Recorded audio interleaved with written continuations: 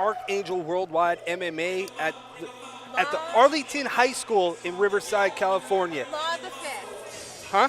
Law of the Fist. Law of the Fist 2, right. I'm Tristan Ducross. Along my side, as always, my partners in crime, the legend Michelle Manu, and my brother, the one and only Sean Ducross. Sean, incredible card tonight. We got 13 fights, one title fight that is headlined by Angel Ramirez versus Corey Hall. Right now, walking to the cage, we have Matt Fairbanks stepping out of the compound with Sean Loeffler in his corner, and it's going to be his debut. And he's taking on Edward Romero, who's also making his debut. You got two debuters, and then you got one guy from the compound with Sean Loeffler. It's going to be an interesting fight, that's for sure. Well, something that's kind of been interesting in recent months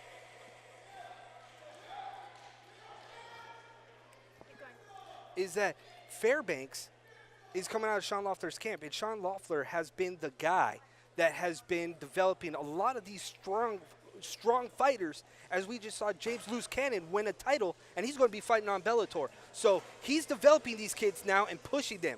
We're also going to see another kid on this card named Ali Jafari, another kid that we need to keep his name out there. And when you're looking at Matt Fairbanks coming out right now with Sean Loeffler, it's interesting because you get to see for Sean, we're going to go to South. Predator Fight Team. That's a unique name. We got Edward Romero coming out of Predator Fight Team. Now, his striking is not on the par where Fairbanks is, because that's what a lot of the compound guys favor. They favor striking. You're looking at a kid that's going to come into his cage here in a minute, Edward Romero, a straight high school wrestler. That's something that has pegged a lot of amateur fighters, is wrestlers seem to dominate early and often versus strikers. Do we see that trend continue here tonight? when you're learning the fight game and you're a wrestler, you go back to your what gets you to the dance. So when you're a wrestler, you do it. And as you're learning, nothing better to have a wrestling background, because you can utilize that when you're still learning technique and you're still learning the avenue of MMA. I absolutely agree with Sean. That's my little input here. I'm busy dancing. Hey, as long as we have good music, dude, I'm all about dancing. Well, like goofing off kind of dancing. Okay. Not, I can't really do that whole entire get down and groove and stuff like that.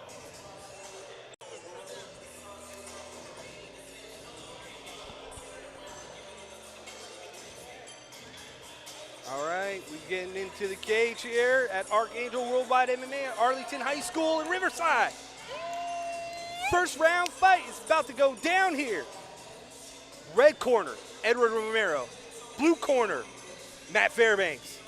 Compound, Predator Fight Team.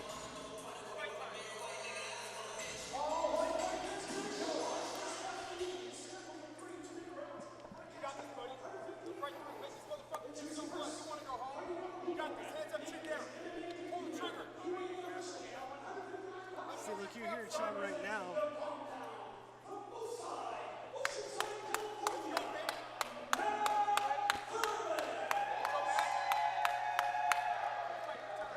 I can hear Tristan, I can't hear her.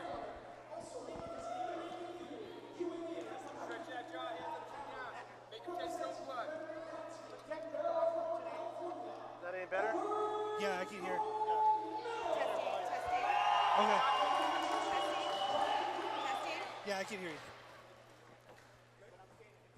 All right, we got red corner, Edward Romero. In the blue corner, we have Matt Fairbanks. And in his corner, we have the legendary Sean Loeffler. And boy, this should be very entertaining. We got him right next to us. We got him running here. Oh, we start off with a heavy leg kick out of Fairbanks. Very heavy. Look at that. See, wrestling taking over right here as he's got him on the far side of the cage. Going further straight down. Look, taking his back right now. Fairbanks is coming. He wants going to end this quick. Fairbanks is going to flatten him out right here. He wants it. He's almost got both hooks in.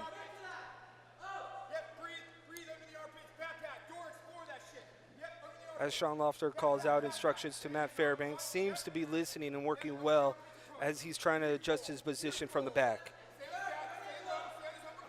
All he's got to do is get his right leg back in, Oh, oh. get that hook Oh, in. we got a switch over by Edward Romero. We do.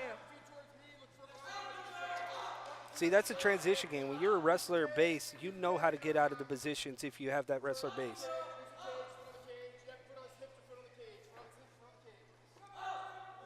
See, Nice. you just got to get the other foot, get on the inside of the hips, push him up.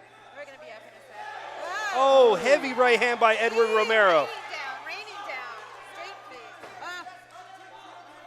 See, now he should be just using his legs to keep the distance so he can get back up. Romero's got to watch Oh, out. another right hand by Edward Romero, looking to finish this. 31 seconds left in the first round here at Archangel Worldwide MMA in round 1. Both are bringing their A game tonight. That's what we were looking for here at Archangel. Set the tone, set the tempo for Yeah. the night. And very impressive for debut fighters. But see, that's what the compound has been known for now lately, is that they're taking their game to another level. Uh-oh. Well, Got his back late. as we can clearly hear, And as we're going to end the first round. right, end of first round, clearly what started off as a good game plan by Fairbanks simply fell by the wayside as we see Edward Romero take control and land some clean shots on the ground. And I think first round, you're teetering right now towards the first round going to Edward Romero. So Michelle Tristan, when you're looking at this and you're looking at a guy that came in, shot in aggressively to begin with, and then ultimately fell onto his back, and then you ended up getting Romero on top. Now, in the second round, do you look to stand and not try to take him down so you don't get the reversal and end up on your back again? I mean, anything goes right now. I mean, they're both feeling each other out, seeing what their strengths and weaknesses are. But once again, I have to give credit to Heather for matchmaking this. This is going to be a very good fight. No doubt. You're seeing two wrestlers that are coming here to showcase why they are amateurs, why they're making their debuts right here. All right, here we go, round 2. Edward Romero, red corner. Matt Fairbanks, blue corner. Compound versus Predator Fight Team. Archangel Worldwide MMA with your boys, Sean and Tristan Ducross and the legend, Michelle Manu. Calling the action right now. These boys are ready. Look at them. Ready to charge, just waiting. Who's going to take control of Love the it. center of the ring? That's what it's all about, dominance.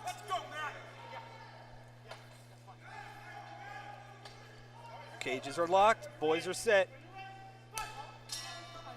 Oh, Matt Fairbanks takes the center real quick. Oh! Good Clean job. right hand, and that's going to be it. Right hand, come out, throw a right Just leg like kick, and that. gets hit with a right overhand, drops Matt Fairbanks in the compound. Debut victory will go to Romeo. Just Romero, like that. just like that. Dude, I'm that, telling you. that, that, Don't right, blink. that right Don't came blink. right Right? over. Oh, man. See, here, that's what you're always striving to be. When you come into an Archangel fight card, headed by Heather Hyatt, make no mistake about it, you are going to get, A bar burner. yeah, you're going to get guys that are going to want to fight inside this cage. And, well, we just saw it right here. And you also saw outside of the cage, Romero's team just Oh. losing it, jumping vertical halfway up the gym, high-fiving each other. Surprised no one got hurt. Well, No, this must be good. nice because, I mean, it's December 16th. We're just days away from Christmas. So what are you trying to say, Tristan? Early Christmas present? Absolutely. He just unwrapped that and hit him with a solid right. Bam, Tied mwah! tied it with a nice little bow. Right. Merry Christmas. I just dropped you. Here's a KO from Yeah. Team Predator. Red corner, Edward Romero, clean right. I'm kind of indifferent though on the stoppage. Like I didn't see his lights go out, but I get it. I get why you stop it. You know, Lights- especially an amateur. Lights went out. Knees went weeble wobble. You're done. When those two things happen, what more do you have to say? When your knees buckle, you drop. All right, we're going There to it go is. to the cage. We're going to throw it up to Sal.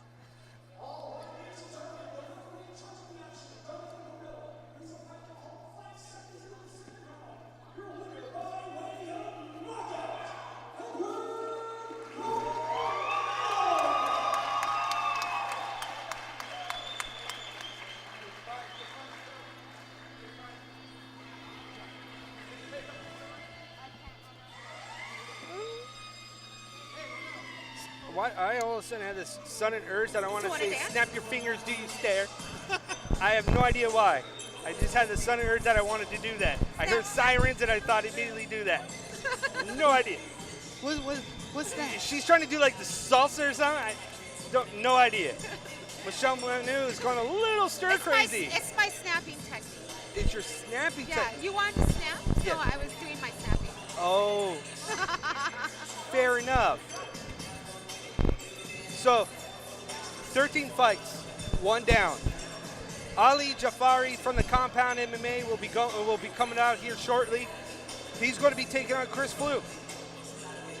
Not to take anything away from Chris Fluke, not to poke fun at his name, No. but he's 0-4 coming into this fight against Ali Jafari, who is a beast in itself.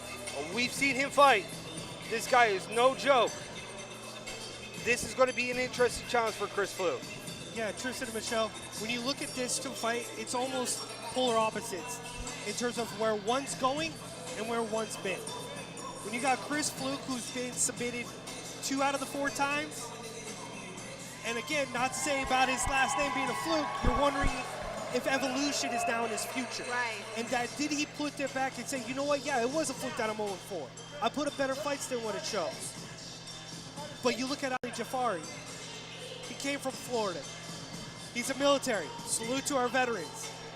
He's came down here to California, saw Sean Loeffler, Googled him.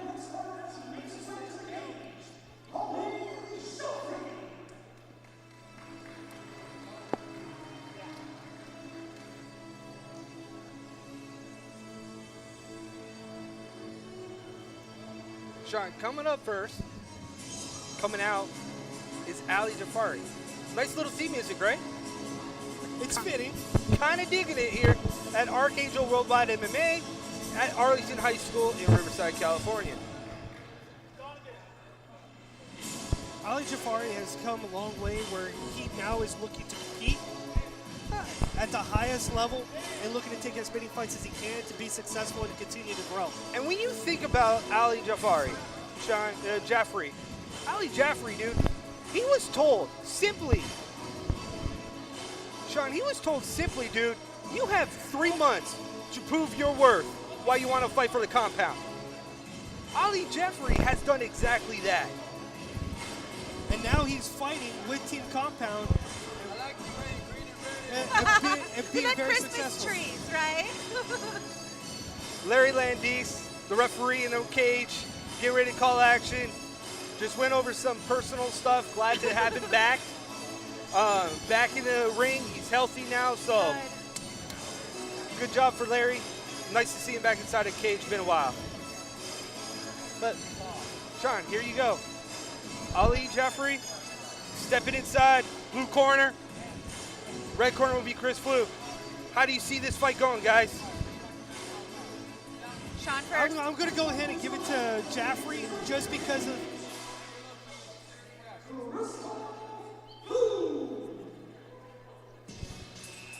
Really? Oh, yeah, baby. That's what we're coming out to by Chris Fluke?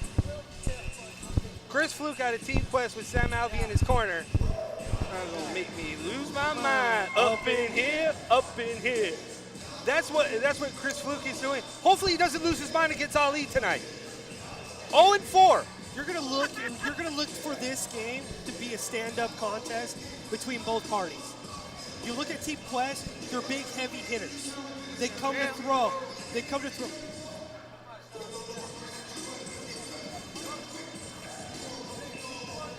So Doing a good job ignoring me as I'm like trying to get your attention. need you to come up here. Right? Stop standing so far back. You're good. But yeah, when you look at the striking between the two of them, Jaffrey's an interesting guy because he feels confident that the fight can go either to the ground or he can stand up and trade. You look at Chris Fluke from Team Quest likes to stand, likes to throw his hands. So if you're Jaffrey, you want to get the fight to the mat. You don't want to stand and trade with Christopher Fluke. But doesn't Chris Fluke kind of remind you of a guy, a young kid that used to fight out here named Josh Marr? Absolutely. So that's what I was talking about earlier is that where's the contrast? Has he learned? Has he evolved? Is he ready to come back now Oh. and put on a good fight? That sounds a lot like Ronda Rousey. So. Woo! Who's going into the WWE again now? So we'll wait and see where that goes.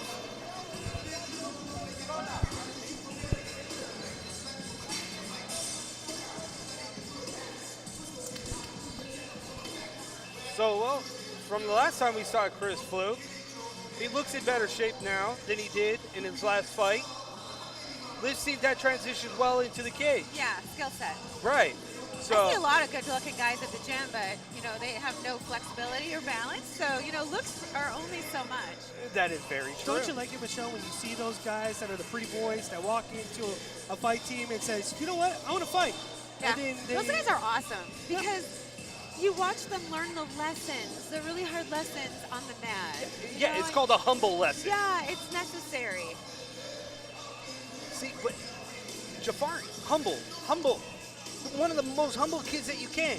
Why? Because the dude comes from a military background. I Knew love what he that. wanted. Knew what he wanted. Ask Sean Loeffler for it. Prove your worth. We're going to see that if it pays off in here. And Sean's ready. He's applauding. Sean Loeffler's always ready. Come fight time, this dude is geeked up. Geeked up, and it's a little bit different seeing Sean Loeffler because he's actually wearing a tie. But I we know, were it going to looks throw so this nice, out. doesn't he? And his hair slicked back actually underneath the Yeah, charger. it's looking good.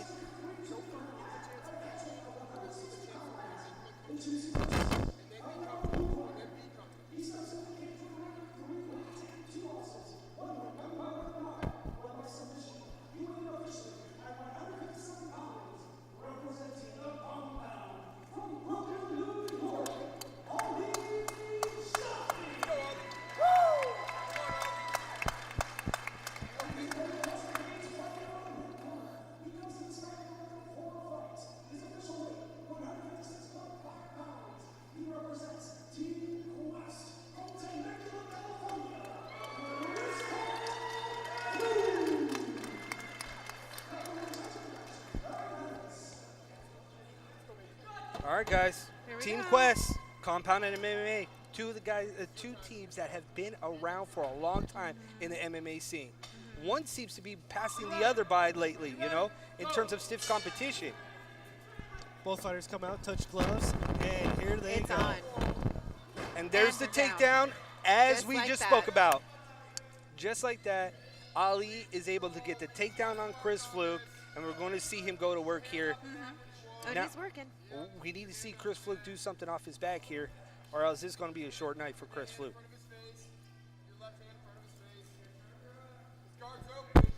Now, we saw last time at another promotion, Ali loves to listen to Sean Loeffler. Like, a lot of kids tend to listen to a little bit here and a little bit here during the fight. This kid listens and hangs on to every single word that Sean does. Good.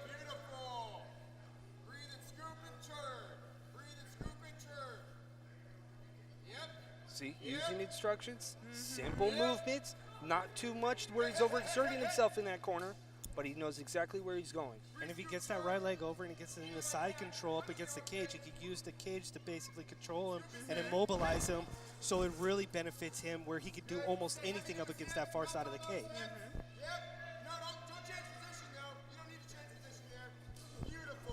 Some knees to the rib. All he has to do is grab that arm, hook it. There you go. Jaffrey is hooking in a Oh, standing guillotine, If he pushes his hips in and pulls back, he has it. Oh. almost. Push it. See, pull Sink in back. the hips. He's trying here. I mean, I'd almost say that at this point, do you No, want him to he's draw out the of line? it. He's He's out. out of it. The minute he ducked his chin and turned, it was done. Up. See, and then there was the heavy hands a little bit there from Fluke. Jafar was able to withstand that a little bit and get control again against the far side of the cage. All right, guys, so first round's coming to a close here. All right, guys, so we're here at Archangel Worldwide MMA in Arlington High School in Riverside, California. We are the hosts and the commentators of this fine event. I'm Tristan Ducross. Along my side, as always, is the legend Michelle Manu and my brother Sean. Ali Jafari coming into this fight. We knew what we were expecting. I didn't see anything that we did not just say that was going to happen from Ali in this fight early in round 1. What do you think Chris Fluke needs to do to change this? He needs to be able to sprawl. He needs to be able to defend the takedown. He needs to keep the fight standing if he wants any shot, because you saw how easy it was for Jafari to get the fight to the mat. If he goes ahead and keeps it standing, you may have something there. I agree. But this is where it's always interesting. When you have amateur fighters, right, you have a background in one thing, and while you're trying to learn other tricks of the trade.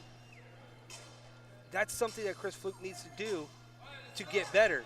Just as a well-rounded fighter, I mean, regardless of who you are going to face in the future in the ring, to be a well-rounded fighter is very important. And then you adjust from there based on the strengths of your opponent in upcoming bouts. Round 2 starts here at Archangel MMA Worldwide. Chris Fluke just shot. Jafari tried to do a backspin kick. And then just got. Fluke just stepped right into it and took him down. That's the way that everything can happen, you know? Oh. Inverted triangle? No? No, not really anything. Armbar? Can't see. Oh, we got Chris Fluke doing hand over fist. You're fine, Ali. You're fine, Ali. You got it. He doesn't want to let go of the armbar, but he has to get that foot out and underneath. There he goes. He lets go. So we got top position by Chris Fluke. See how Ali is able to move and get off his back. That's a ground and pound attempt from Chris Fluke. Yeah. We got 1 minute left in the second round.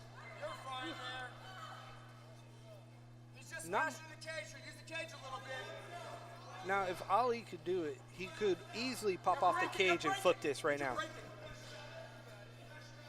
Armbar. Stap it. Done. Yeah. Done. It's done. So he didn't want to break it. He just wanted to hook it. Was a good call. He just wanted to hook his ankles on that armbar and be able to pull it. Woohoo! Ali gets the win via armbar here at Archangel Worldwide MMA. It's going down. They want us to sit down. Okay, well, we're calling the fight, so we're trying to. I know, but like, that's why you guys got like chairs here, right? Yeah, we can't see. Just like you. We'll sit down for your curiosity.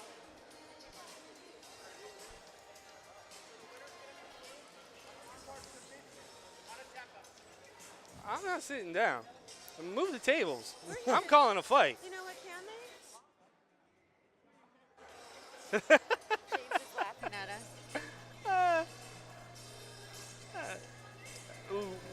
We can step inside the cage. I don't go outside. I don't forget the cage.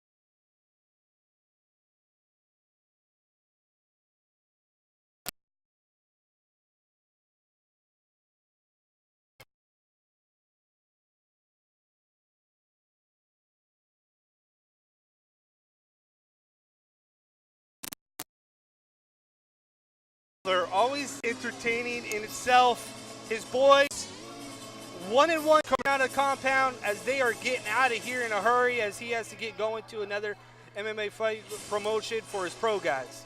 So getting out of here awfully quick. 1-1, not too bad for compound coming out here. First 2 fights, very excited for the compound. I can't take anything away from either of the guys. You know, one guy, dude, snap arm, like, you really roll snap arm amateur. These guys don't exactly have the best strength when it comes to that cage. Break it. Right. And I'm over here, no, don't break it. Call it. Ref It was stepped in called. there, right? Larry So it called was a good call. That arm armbar. He was going to get in it. He was going to get in it, period. He was looking for that and got it. Chris Fluke falls to 0-5. At what point do you start looking at yourself and start doing a self-evaluation and move forward? Chris Fluke is 0-5. We saw Josh Marr leave California, go to Atlanta, get the training he needs to do with American Top Team, and reinvented himself. Not to take anything away from Team Quest, but it's time for Chris Fluke to now say, you know what? I'm 0-5. Is this where I want to be? If so, change of camps might be in the near future. Very true, and we're going to Sal soon. Who do we got coming up next? Sal.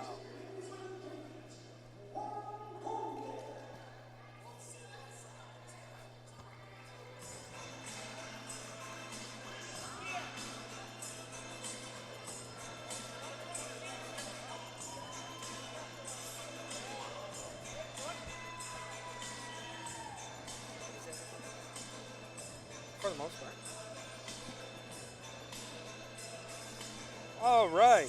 So, Sean, Brandon Page versus Juan Condi. A debuter versus a guy that only has one fight. Independent versus progressive martial arts. Should be a very entertaining fight. Striker versus jiu-jitsu. See, that's where maybe Michelle has a little bit more insight, but is it just me, or do I really do not like matchups when you got a straight grinder on the ground with a Brazilian jiu-jitsu background, and Versus that's a all striker? he is. Yeah, that's all he's known for. And then you're standing up against a striker? It's not fair to either fighter. I mean, they have different, how would you call this in Hawaiian culture, different weapons. They're using different animals. So, you know, would you see? Bringing in the Hawaiian culture, that's a little bit different. Going to say.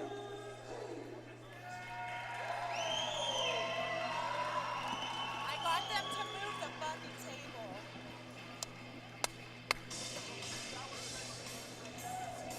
Definitely don't want to be on your bad side. What'd you say? Definitely don't want to be on your bad side. Sorry. Handle business, baby.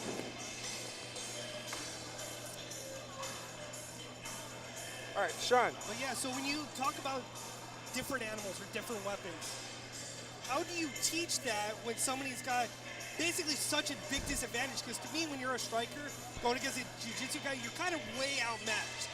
Because jiu-jitsu guys are so strong on the ground, and strikers tend to be a little bit more tentative on the ground. Yes, but then strikers are actually very prevalent and strong standing. So if the striker can't get, or the ground fighter can't get the striker down, then they're screwed too. They're going to get boxed to hell. So, I mean, it just depends on the fighters and the matchups. Depends on the growth of the fighter. Yeah, that's right. The warrior spirit of the fighter. There you go. Do they listen to their corners? How have they prepared? How bad do they want it? I mean, there's so many factors, and then we only see a short period of time. You know, these fighters and other fights that are on YouTube, but they sacrifice to be in this ring. They don't eat certain, they don't live the way we live. You know, I mean, they want it. If they want it, it comes out here. And so then it's going to be interesting to see which one of these two fighters want it. Which one of these two guys want to achieve the next step. That's right. Now, Brandy Page. So we've said this before. Last Archangel we said this before. This kid is a debut fighter. He's only been training MMA for a couple months. So when you stand up inside this cage, that's a different mindset, different attitude. Completely. It's no longer the safe zone. Can you guys not see? Is that Correct. what it is? Yeah. Okay. Where you're sitting? Yeah. We are way too low to see any action. Yeah. So the only way we can call the action is if we stand. They're refusing to move, huh? They're refusing to move? No, not to try to figure out how to do it.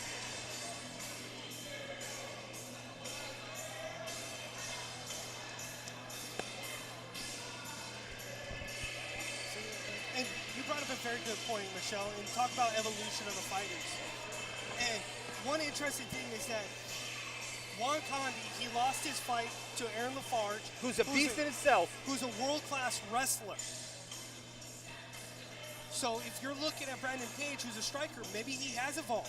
Maybe he does look to fight to get the fight to the ground. Maybe, we'll because see. when you look back, he lost.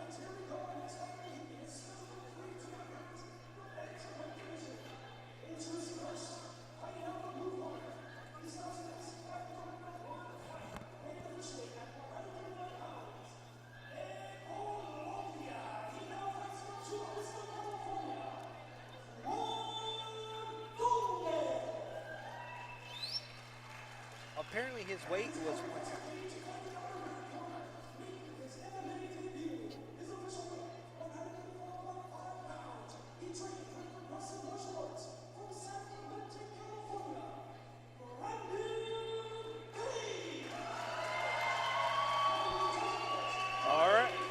All right, guys. Archangel Worldwide, Law of the Fist 2 going down in Arlington High School in Riverside, California. Calling the action, none other than myself, Tristan New Cross, the legend Michelle Manu, and my brother Sean. Sean, here we go. Starting off with a high kick by Juan. We'll see the fill-out process. Brandon looks like he wants it. Debut fight. He's trying to give it his all. You can just feel it.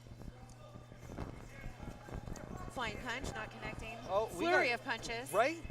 We got an uppercut kind of messy. inside. Right, just kind of letting everything hang out there. We got Brandon connects Page. to left. But Juan is relentless right now. We have Oh, Brandon. there's the takedown. Yep, and Brandon's already bleeding by his left eye, so we'll see what happens there. Juan quickly gets that takedown and gets it into side control. Oh, he wants to switch to the back, but Brandon is able to foil that a little bit. Oh, not anymore. Oh, we're going for a rear naked choke by a Brazilian Jiu-Jitsu guy. What? What? No. Okay, this might look like a tap here. Yep. As he's trying to get it underneath the chin, we got a little bit of good defense by Brandon Page, holding Yeah. off doing a little hand fighting, trying to get that. There we go. Okay, good Breaks job, that. Brandon. Not where he wants to be with the Jiu-Jitsu guy, though. No, he needs to get up. And that blood's starting to pour out, Yep. so And it's underneath the and- chin. If he just sits back a little bit more and pulls, we will get a tap here. yep, There and we you got go. a tap. There we go. You could tell his legs started to shiver there a bit. When you see a little leg start to Yeah, you shake start a to little see bit. the shake. It's hard to see. I know you guys can't see sitting, but the table, the paid for VIP table, can't see through when they're looking this way at the cage. So we can either like maybe angle more this way, because from their angle, they can't see anything that happens on this side of the cage. Well, because when we move it here, there's no room to move it. We don't be able to move it here, that would be worse. I can't see, that's the problem. The chairs are so low, and if we're dependent on whatever camera takes is switching. Maybe like slide or angle, where you guys can like maybe stand over here. Yeah. Because they can't understood. Yeah. Trying to find the medium. I know. Some place where we can kind of get a happy. Like right here. You could tell if it was still in the way. Technical difficulties.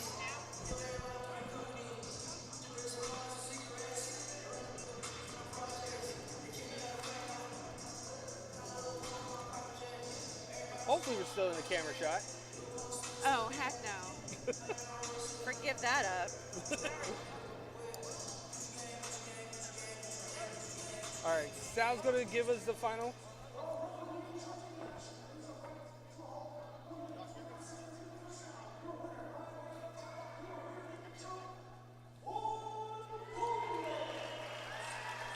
So Juan Condi will get that victory with a rear naked choke, exactly how we thought it was going to go. Yeah, you predict that one. Premonition. Striker Jiu-Jitsu. Yep. It never seems to amaze me when you have a guy that is almost a practitioner against one discipline. And if you're so good at it and dominant at it, I feel bad for anybody else that sits inside if you're one-dimensional. You can't be these days. You just can't. I mean, he may be a ground fighter, but he sees the holes in which to enter and take his opponent down. Right. That's essential. I think that's the thing, Michelle, is that when you talk about seeing holes, when you're really good at jiu-jitsu, I think you can see the holes of fighters a lot easier when you get them down to the ground. It's like they see things mathematically a little bit differently than somebody else, like a wrestler or anybody else.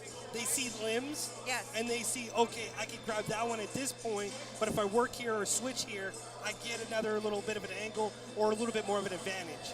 Yeah, and that's pure physics. I mean, I was like, oh God, I can't stand the blood. I can't stand the broken bones. It's like, oh God. But it truly, this is a science. It's a beautiful strategy, and we watch it play out here. You just said it. What people don't understand is mixed martial arts is exactly that. It's a science. Like they call boxing the sweet science, but there's also still science and a IQ that you need to have when you're inside the cage. That's a conversation that I had, and you having a vast knowledge of different martial arts can attest to what I'm about to say, and that is that we talk about evolution of mixed martial arts and where it comes from.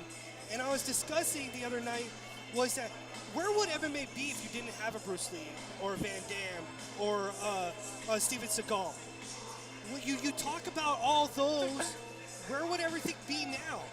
Where would the sport have been for guys not doing techniques that actually is where we're at right now? It's like when you look about Michael Jackson and the evolution of hip-hop, a lot of the stuff that we do today is similar to what he's done. And I agree with you 100%. I mean, this is all; those were all stepping stones in eras that have brought us to this moment here. Yeah. All And- very important. And that's where it would be interesting to see, how does your Hawaiian culture factor into what you know and what you learn with striking, different from what you see now, but also still have the same concepts? War is war. Warriors are warriors. So, you know, what we see here is just modern day. Before, you know, this is sports. We have a ref. It's times, you know, rounds. We've got beautiful ring girls, right? Someone matched this up. Back in the day, there was no matchmaker. There were no refs to break anything up. It was pure survival. You were protecting your loved ones, your land, your agriculture. Totally different intent than today. Now we're a sport. So, I mean, we've kept kind of the essential elements, but we've changed it now. Now it's something like the arena, right? Where we used to be back in your stall.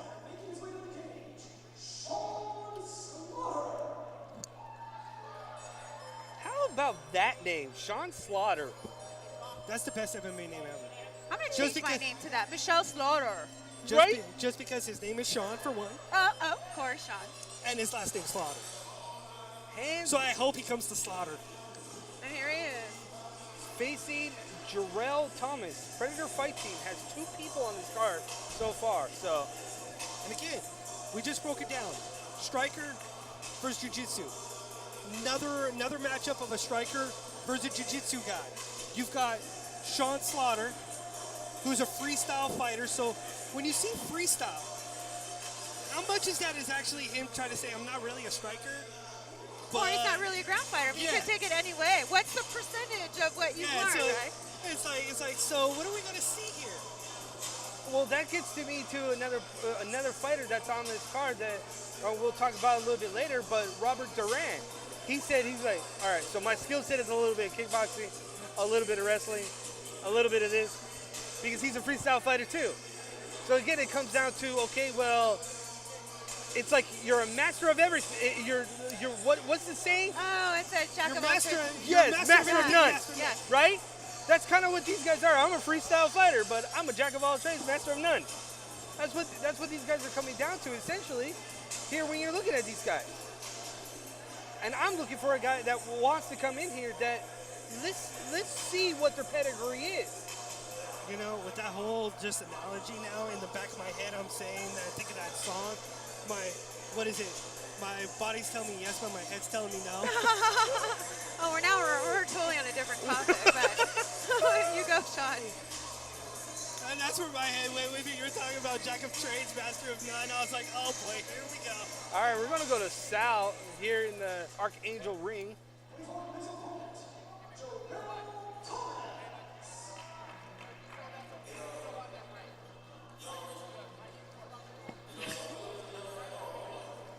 See, you're looking at this guy, Sean Slaughter, 0-1. Jarrell Thomas, 0-2. But Thomas trains out of a Gracie camp. We know that it doesn't matter what Gracie you fight or you train with, they're all legendary. Yeah. They all have a pedigree like no other. So is it his time to show his growth? And See what they got. that's the one thing I love about His calling- haircut? Is the kid that played like That's kind our of. guy. I'm digging his haircut. But when you come into a octagon, you come into a cage. We are looking when we're calling the action. Something why I love doing this is that we get to see kids come in here, put everything on the line to see if they're getting better at their craft or they're not getting better after their craft. We saw Chris Fluke, not so much. We got two guys that have yet to find the W in the win column. One of them finds it tonight. Right. Fourth fight of the night here. Archangel, Law of the Fist. Got the Ducross brothers, Tristan and Sean, and Michelle Manu. I kind of feeling the vibe here at the Arlington High School.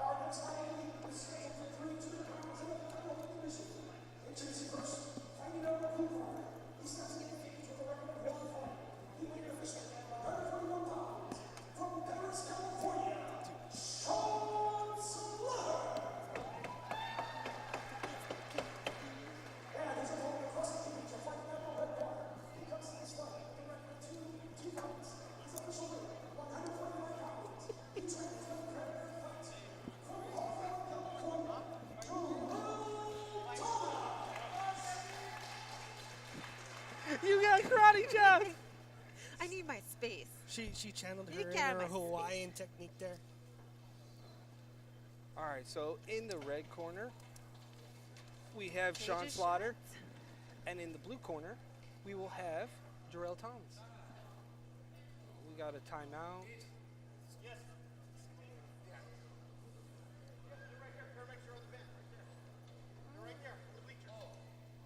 Looking for the ambulance, and it was Larry Landiz's. Paramedics standing by. Larry must be feeling something we don't know. Ooh, Jarrell Thomas comes right over with a right hand real quick. Oh, Sean Slaughter. Sean Slaughter on his back. He's the one that got the takedown, but Thomas ended up Up on top. Yep. See, that's what we're trying to look for here, is that you have Thomas on top. And again, you know, we talked about the freestyle. We talked about what exactly is his background. And you do not want to be on the ground with a jiu-jitsu practitioner. But yeah, you just saw Slaughter just reverse Yep, it and get the top absolutely. position. Watch the armbar. Rocking it up. Watch the armbar. There This it is. is a wild fight. That's not where you want to be, Jiu-jitsu. and he will tap. And just like that. Jiu-jitsu wins out 98% of the time. Thomas is going crazy. Jumped on top of the cage. He gets the armbar submission. And Thomas joins Romero, his fellow associate there at Predator Fight Team, with a win Can tonight you believe here it? at Archangel. Debuting here, the Predator Fight Team debuting here at Archangel, Law of the Fist 2. And they're 2-0 tonight. 2-0. Looking good. They probably, oh, well, come on. We got some ego going on here. That's Did they what- find at Archangel just like they find the NFL for being overly boisterous? I wish. Yeah. I did change my shoes. Michelle Manu getting her shoes taken, a picture taken. I guess only here at Archangel Worldwide MMA in Riverside, California, that a fan comes out of the audience to take a picture of Michelle Manu's shoes. Only here at Archangel Worldwide MMA. Oh, well, he already hit me up earlier while the cage was being assembled. He got a picture of my other shoes that I was wearing. Yes, and he came right out of the crowd again to do it. Oh, my lordy. Way to blush there a little bit. I know, Oh, right? my God. My own bronzer.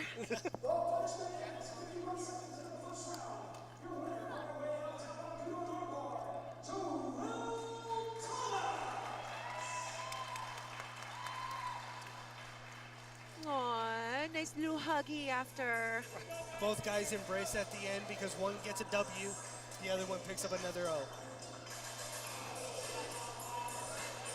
Oh, this next fight should be very interesting. we have Jose Rios versus Philip Lomeli.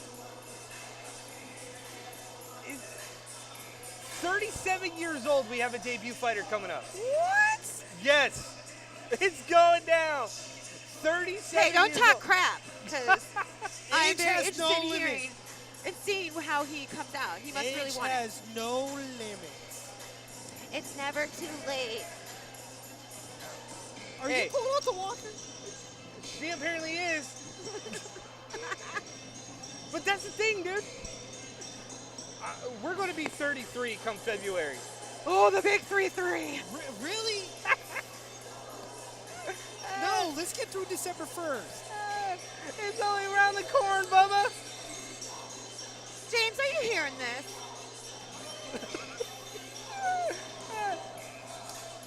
James Trotter, the man behind the production tonight. JT Media. I swear, we should really, all four of us, get together, really do a drinking challenge and see how ridiculous we can get. I'll just ref it. You guys do it. No, that's not how this goes. He basically threw out the gauntlet, so you would have to ultimately do it. So. Sean is trying so hard not to laugh at my neck movement. I feel like we. Now she's doing the rooster. Night at the Roxbury. That's We right. did that at the last Archangel. So much fun. So much fun. Next Archangel, we're going to have to come up with our own dance routine at this point. Go down, flip it and reverse it.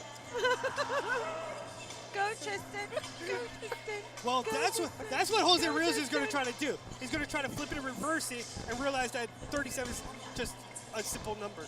It really is. Because his body hasn't taken a lot of punishment. His body's still, depending on what sport he has played prior, which we have no knowledge about, but still, at the age of 37, if the wear and tear on his body isn't exactly like tremendous on his body, this should be nothing. Him coming into this cage, putting it all out there on the line, should be nothing. Well, Now, I'm going to talk for the old people right now. Okay, at my age, I shouldn't Hit be 'em. able to do the stuff that I do. Yep. The rate that I do it at, the way I recover, it makes absolutely no sense. So as I have played women's professional tackle football, have been an athlete my entire life, have trained since I was 9 in martial arts, and have been the only female. Pause. No, Hold up, don't pause hold me. up. Sean, No, wait, Sal's gonna whoa, pause whoa, me. wait, what? Eh. We're going to go to Sal here in a minute, I'm just but saying. you are so going to talk about that football background here in a I minute. am just saying, look, as we age, we become wiser, we become smarter. Let's see what this 37-year-old brings to the ring. I'm excited.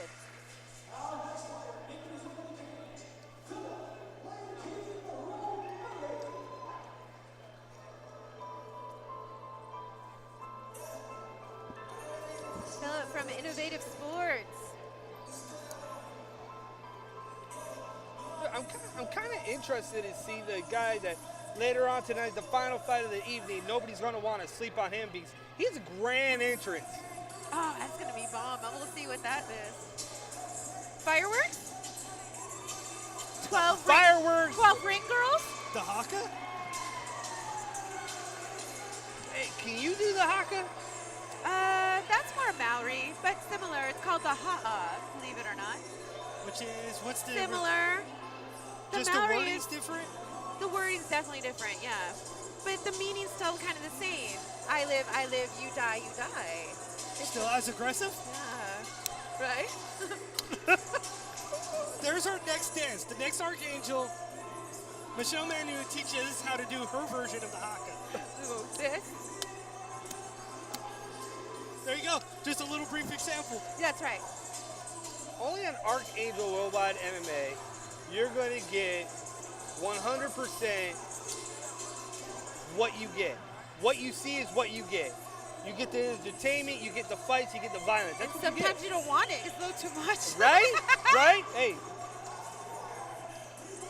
We can't put handcuffs. We can't.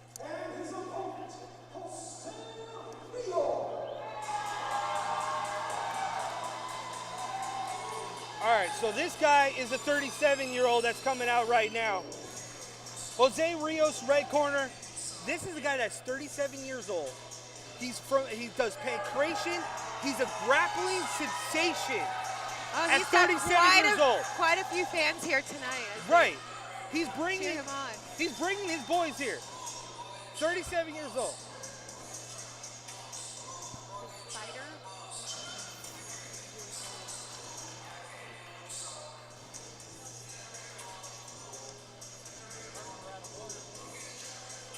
I'm going to throw a female comment out there right now. You know, it's funny because I see other women, especially like pro boxing, where they've taken like a 10-year hiatus because they were having children. I wonder what this guy's story is, because he doesn't have that excuse. He wasn't having children. No, so it's like, where was he during the whole time, and what in his life brought him to this point? Love to interview him. He would probably be an interesting guy to sit down and speak to, because he's got to have a story. Yep. And that's the thing, though. Every fighter that steps into this cage, there's a reason for why they do it. They don't just do it here because they have an ego. They don't just do it because they want to brutalize somebody. They do it because there's a why behind it.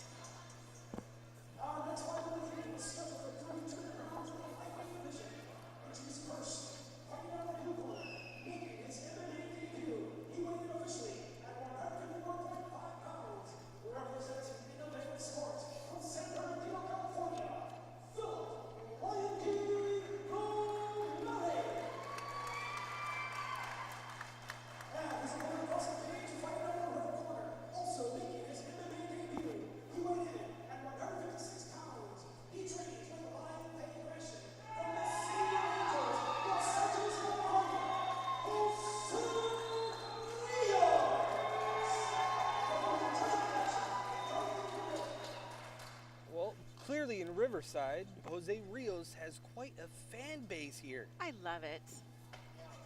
May the best fighter win. Always. Round Both one, their get ready to debut. start, right? Here we go. Jose Rios in the red corner. So we got a little bit of a feeling out process here. Both guys kind of a little bit tentative to start off. And you're going to see this, Tristan and Michelle, with Lomeli, is that he's a technicianer in Taekwondo. He has a jiu-jitsu background, so he's going to look to stand up a little bit more, and that's why he's not really facing straight on. He's a little bit on the angle, is because of his Taekwondo background. Yeah. So he's going to be looking to throw a leg kick here in a few minutes as he continues to test out the distance. As we get a couple leg kicks, just kind of measuring the action right now. If he starts landing that, look at that to become Lomeli's attempt at his version of the jab, using the leg kick to keep that distance. Which, as we're seeing early on, that's exactly what he's doing. And so far to me, Rios has shown absolutely nothing. He's hiding all of his weapons right now, if he has any, that he's going to reveal tonight. Yeah, He's letting Lomeli do whatever he wants right now. To me, Michelle, it looks like as if he's looking for that opportunity to grapple. Yes, correct. And there you have it, Sean, just like that. It goes right into side control. Sean, Lomeli listening the to his mind corner. reading going on. Yeah, thanks, Whoopi Goldberg. Where's my crystal ball? I feel like I'm in the movie Ghost. Oh, we got a Rios doing something here. I can't really trying to see. get a choke in from the side. Lomeli.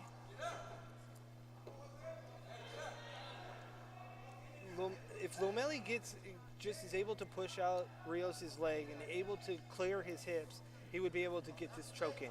Lomeli looking over at his corner telling him just breathe. As first round will come to an end here at Archangel Worldwide MMA at Arlington High School in Riverside, California. That's a hard round to judge because you look at it and you see, well, Rios got the takedown. Correct. But you look at that Lomeli actually threw kind of some feint kicks. Then he's the one that got a little bit more of the choke on the bottom. So how would you judge that, you guys? I think you have to go with Lomeli on this one because Lomeli had the submission attempt. Lomeli was way more active in that first round Way more than active, Rios. yes. Rios did absolutely nothing in that first round except for an attempt at a takedown. He waited, timed it. True in itself, but to what extent does that give you a victory? Oh, in I the game? agree. Because if this was boxing, it'd be totally different, different type of scoreboard, right?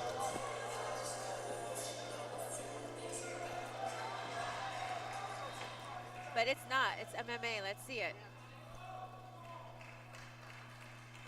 Here we go, going into round 2. Rios in the red corner, Lomeli in the blue corner. Round 2. Let's bring it. Here we go. So we got some more filling out process again. Rios being a Rios, little more active. yeah, Yeah. comes out, throws a leg kick. There's another leg kick. Got shrugged off on a takedown. Overcommittal sometimes. That's the thing. You can't telegraph a takedown. Like if No. you're going to go for a takedown, go for a takedown. Get that W. Driving me crazy with this tinsel. Dude, you were driving me crazy. I was like, why is it hanging the wrong way? That's why. Merry Christmas, people. We got tinsel on us. Yes, we're dressed like Christmas trees, if you must know. Right. Never a dull moment when I'm sitting next to Michelle, Manu, and my brother Tristan. Sean is just full of it. He's the one that's the most He's the fun one. here. I usually think that Michelle antagonizes people to get people going. I think it's you tonight. Uh-huh. Maybe you should rub that little juju and stuff like that on Jose Rios to get him a little bit more active here. Okay, And, they're Rios down. with the takedown. He absorbed the kick from Lomeli and scored the takedown. Lomeli's corner kind of does not want him in this position, wants him to kind of stand up or walk the cage. So we'll see here in a minute because he's going for a choke. Lomeli's corner tell him just take his time. Take his time. Relax. Yeah, Lomeli's corner seems to want him to use the cage a little bit more when they're in this position, which is an interesting strategy in itself because you're thinking that when you have a choke and you're trying to sink your hips in, that isn't that where you want to be? See, I would tend to agree, and then Lomeli has an interesting angle because They're up. he's up, he has the hook And in, they're There's down. but Rios puts him back down. And we're ending the second round. If Lomeli would have just used the leverage of the cage, postured back off the cage, pulled, he would have been able to sink that in a little bit more. Physics, right? We Lom- talked about this. Lomeli seems to be shaking his shoulder a little bit. He's rubbing his shoulder, rubbing his right shoulder and trying to work out his shoulder. I think that slam on his shoulder did something. That might be something we have to watch out for here in the third round. Watch that shoulder. We are, 5 fights in here at Archangel Worldwide MMA. Matchmaker Heather Hyatt, T. Johnson behind the event, Coach Mike, all them that put this incredible fight together right here in Arlington High School in Riverside, California. Sean, Michelle, Manu, I'm Tristan. Round 3.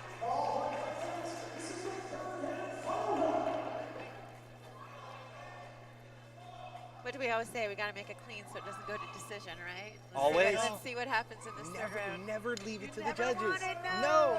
Bad judges, bad. We finally made it to a round 3 tonight. Right? Yeah. What? Round 3, What? something unique. Something unique. Now, guys, whether this ends in round 3, though. True. Remember, right shoulder might play a little bit of factor. If Rios saw the injury to Lomeli, There it is. this could be something. Okay. Lomeli tagged Rios with a right as Rios was coming in on that, attempted a takedown. Got to keep your guard up. You just have to. Got to cover. You can clearly see which two is comfortable standing on their feet. Well, we've also got Rios who's southpaw, so interesting. The matchup between both of these are polar opposite. Even in their stance, the way that they come out and throw, it's totally polar opposite of what you expect when you're watching a fight. Usually you don't get a matchup that's like completely flipped. Which was what? The origins of MMA, to see which art, right? Is better than the other. Right. in the circumstances. with Rio's rules. getting a little cocky there, having Yeah, his hands I agree. open, showboating a Smile. little bit. He's given a smirk.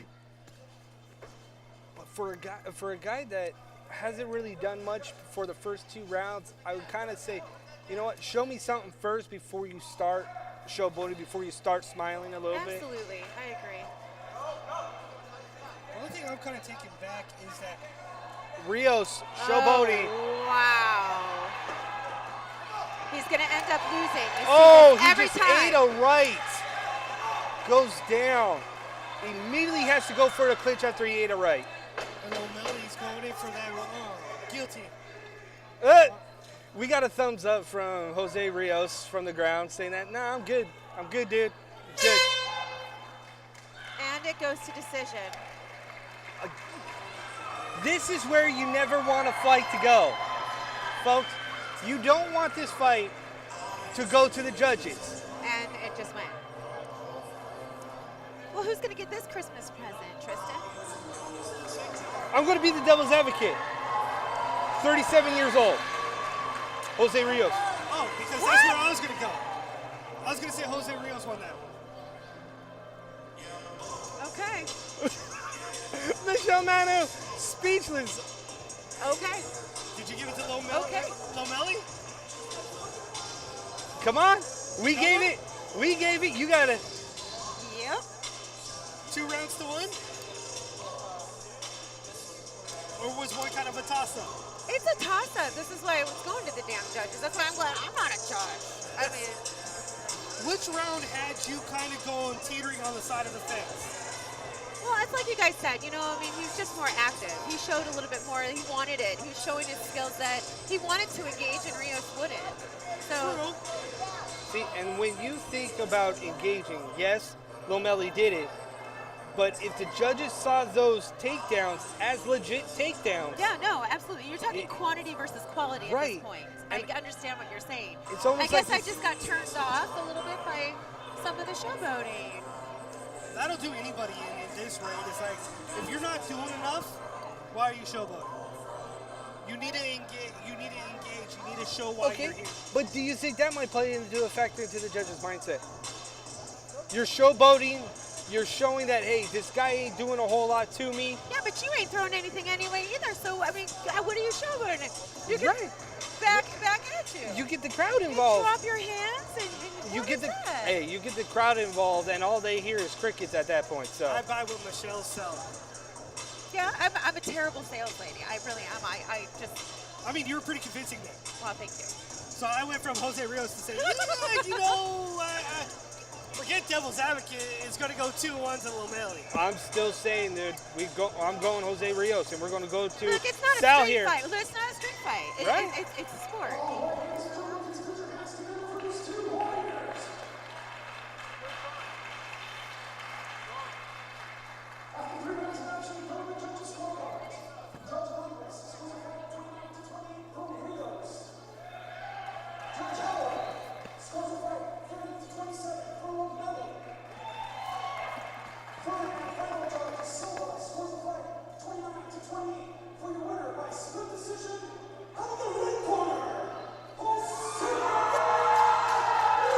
Who's the man? By 1 point. Hey, I called it. That's just what the brothers do. It's on now. Again, see, Quality. when you're looking at the judges, best dish served. Or this one? Right? Telling you, when you're looking, we've been doing this a long time, okay?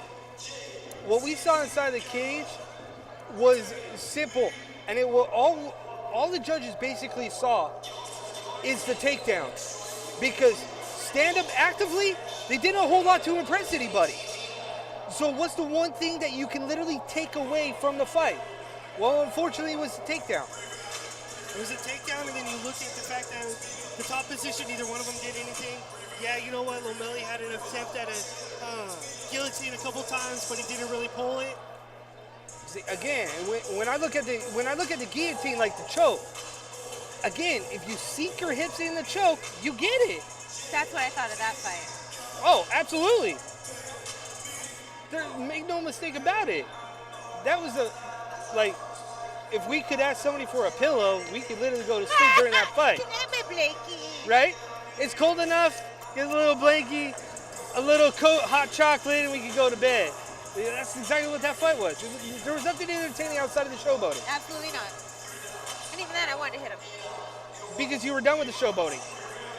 Really? Straight right jab? Dude, she'll knock anybody out with that right hand. I mean, I saw that right hand come right across my face. I was like, yeah. Well, you've already been karate chopped I'm once, just so playing. Oh, come on. That's not correct. straight right hand right across your jaw, lights out. See how strong your chin is. But we got Danny Silva versus Garrick Mitchell. I was talking to Michelle about that earlier, about Garrick Mitchell, was that he's interesting that when you look at it, he wears some of the smallest shin pads ever. This guy is a kickboxer. I love the fact that you've got Muay Thai guy, kickboxer. If you're in this type of field and you're wearing shin pads, last time I checked, you should not be bruising a dude's leg. Maybe they're arm pads. I was thinking about it. But you shouldn't be bruising anybody's leg from a kick. Enforcers in hockey wore the smallest pads ever because it was supposed to be less protection, easier to move. Same kind of concept here with the shin pads. If you're a striker and you're a kicker, why would you wear big bulky pads? Honestly, I agree with you 100%. I hate padding. Look at the way okay? Yeah, you want to inflict the most damage possible. Padding for me is padding for him. Why would I want to pad him? I want to end this fight. So if somebody is giving you that extra advantage, in your guys' perspective, you would take it. So if they're giving him the leeway to wear thinner pads, you take it. I'm all over it. All over it. If you're a skilled fighter, if you need padding, like that one movie where that kid's wrapped up in bubble wrap, then you better be careful. But if you're a skilled fighter, yeah. Well, you're going to have to hope that Danny Silva, his leg is wrapped in bubble wrap, or he knows how to check a kick. With his little arm pads over his shin. Because this kid's going to be coming with a low left leg kick. And if you want to see somebody's leg look like a little bit of a tomato, we may see it tonight. It's called a hematoma. Those aren't fun. Those Can hurt. you even get a hematoma on your leg? Heck yeah, I've had one. Right here. I still have broken blood vessels. It was right Ooh. here. Does that feel like it's getting chopped like a Yeah, straight sweeping, constant. Boom, boom. All right. Well, we're going to waste no time. He's running to the cage.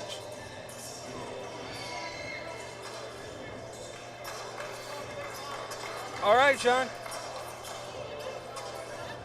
Archangel, Worldwide MMA, Arlington High School, Riverside. Law of the Fist 2. We have gone through a total of six fights right now. What's interesting about these two is that these guys are going to leave it all out on the line, period. See what I mean? Coming out with the baby shin guards. Dude, those look like soccer shin guards. That's what I'm saying. I guess as long And he's as a Muay Thai guy. Muay Thai guys. Hey!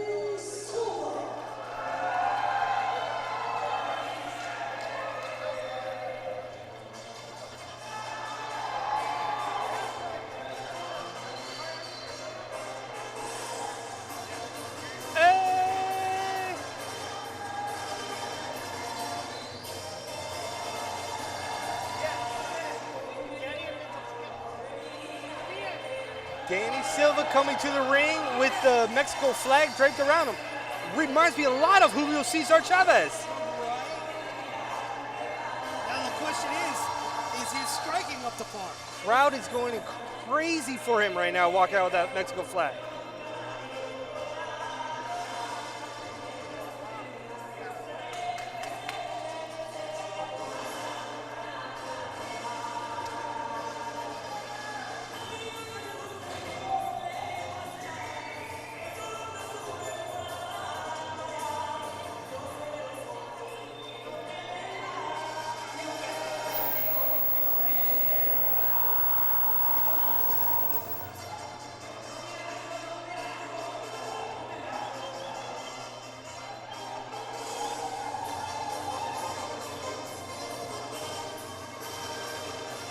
look for a barn burner tonight.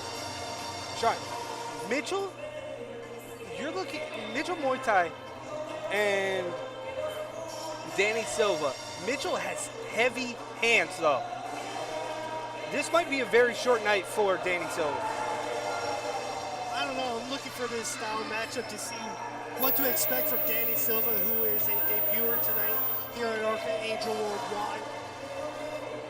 I'm curious to see what his style is that he's bringing to the table. Instructions going over to both fighters. Larry Landis, who's the referee for this fight.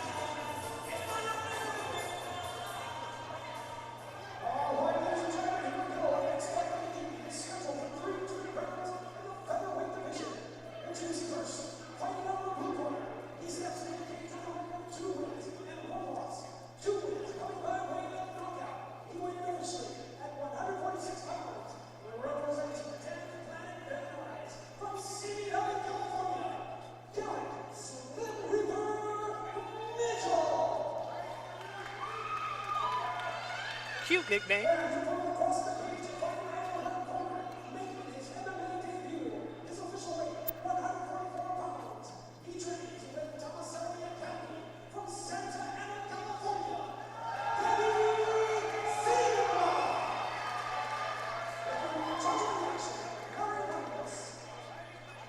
All right, here we go, boys. Danny Silva standing in the red corner. Tristan, the Grim Reaper nickname is pretty fitting because he's coming for that leg. Mitchell standing in the blue corner. And we are ready. Let the action begin here at Archangel Worldwide MMA. It's Law of the There's Fist that two. kick. We start off with a leg kick. And there's the hands of Danny. So there we go. Danny Silva coming out throwing leather. Now we're getting an adjustment period here. Getting into a Muay Thai clinch is what Mitchell looks like he's trying to do as Danny Silva pushes him backwards to the cage. We got Danny Silva trying to use the cage control here. Yeah, get a little bit of head position. Nice takedown defense right now, stopping the takedown attempts by Danny Silva. Then we are looking at very dirty boxing game right now in that clinch.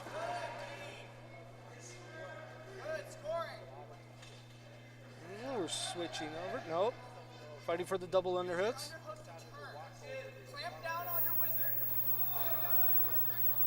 He just can't seem to get the wizard to get it down. We got a knee by Mitchell, a couple knees. That's the Muay Thai background that you were talking about. Look at the heavy hands. You got, He's got to be careful. He's got to keep that left hand up. Mitchell does when he yeah, throws because that right hand comes over right over the top of that glove.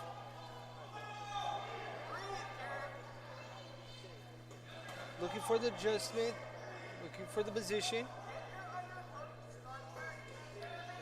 Just cannot get that takedown from Mitchell, and I think the length has started to play into a factor on that. And there was that knee to the abdomen there from Mitchell inside that Muay Thai clinch. Do you think the height is playing into a factor of these takedowns here? It definitely is, but also at the same time, Mitchell has a very strong base, it looks like. There's another knee as the round ended. That's a hard one to call because Danny Silva came out firing on all cylinders, letting his hands go, which set the tone of we knew what type of fighter Danny was going to be against Mitchell in this fight. When you have two guys that are almost the exact same fighter inside, you're going to get a jostling for position like we just saw. More for less action, more posturing, more defense. I mean, how many times did we see Mitchell stop a takedown? Like he used that length that he has over Danny Silva to stop any attempt at any takedown. Like every time he kind of picked him up, it was straight legs, used all of his weight, sat down on it, so he couldn't pick him up. Michelle, somebody that has a martial arts background, and you talk about stylistic styles of kicks. If you're telegraphing your kicks, what can you do to try to change that up so you're not telegraphed? Because in the first round, his low right leg kick was being telegraphed to the point where Danny Silva was able to come right over the top. Well, yeah. You don't want to ever broadcast anything, and that's what I think you see that a lot in like hook, the hooking punches, the roundhouse punches. You see that broadcast from a mile away. Oh. Mitchell goes for a takedown and it's kind of stopped. Mitchell has his back. He's trying for the takedown and he'll get it. Oh. Ooh. Ride him like a pony. That's right. And slips right off. A little bit of a different contrast here with Mitchell as he's looking like he's evolved. And we've got a knee to the groin. Ball check. Jingle bells, jingle all the way. Oh my God. It is riding on one horse open sleigh. Hey. Except if you for. Hey. We got the camo guy, clean camo guy telling us we're cold. That's right, baby. Ice cold. Ice, baby. Camo next to us. He's getting entertained as well Yes. as judging. SMH. All right, we're going to restart this round with 1:20 left here at Archangel Worldwide MMA at Arlington High School at Riverside. Look at that. Danny Silva just Unloading. Look at the heavy hands, and he's going to drop him. That's it. That's it. That will end that fight. In a flurry of punches. You know, you Flurry. When you go right, left, right. Connecting every single one. Uppercut. Yes. You know, there's not more. There isn't a punch out there that I see that doesn't connect more than the uppercut. This young man here connected every single one of those. That's two things that we don't see a lot utilized in mixed martial arts anymore. Is the uppercut for one, and the defense. Like the defense to the uppercut, or just defense period? Just defense period. Like we don't see the butterfly guard as much as we used to do back in the day. Like that was the one main thing that you used to use. Now the one trick of the trade in boxing has always been the uppercut. Anybody that has any kind of striking knows that the uppercut can be the most lethal punch in the game. Yeah, 99% of those are missed because they shoot straight vertical. If they shot 45, caught right here. Right. It's lights out. Boom. All the time. But nobody utilizes it. And here we see it. We saw a perfect thing. He set it up going right, left, saw him go up and block his sides, left that wide open and hit him with the uppercut, and that's all it was. Did you notice, and this goes back to your broadcasting, I'm going to use Sean as an example. He stayed right here and he was shooting this way, okay? He could have shot elbows if he wanted to. He wasn't out here like trying to hit, right? And that's the thing. Inside, he was just rotating. And when you are a fighter and you're striking and you're in boxing, that's all it is. It's looking at your opponent. You never really look at the eyes or anything like that. You look at the chest area, you look at the throat area, and that's where you're ultimately aiming for. And when you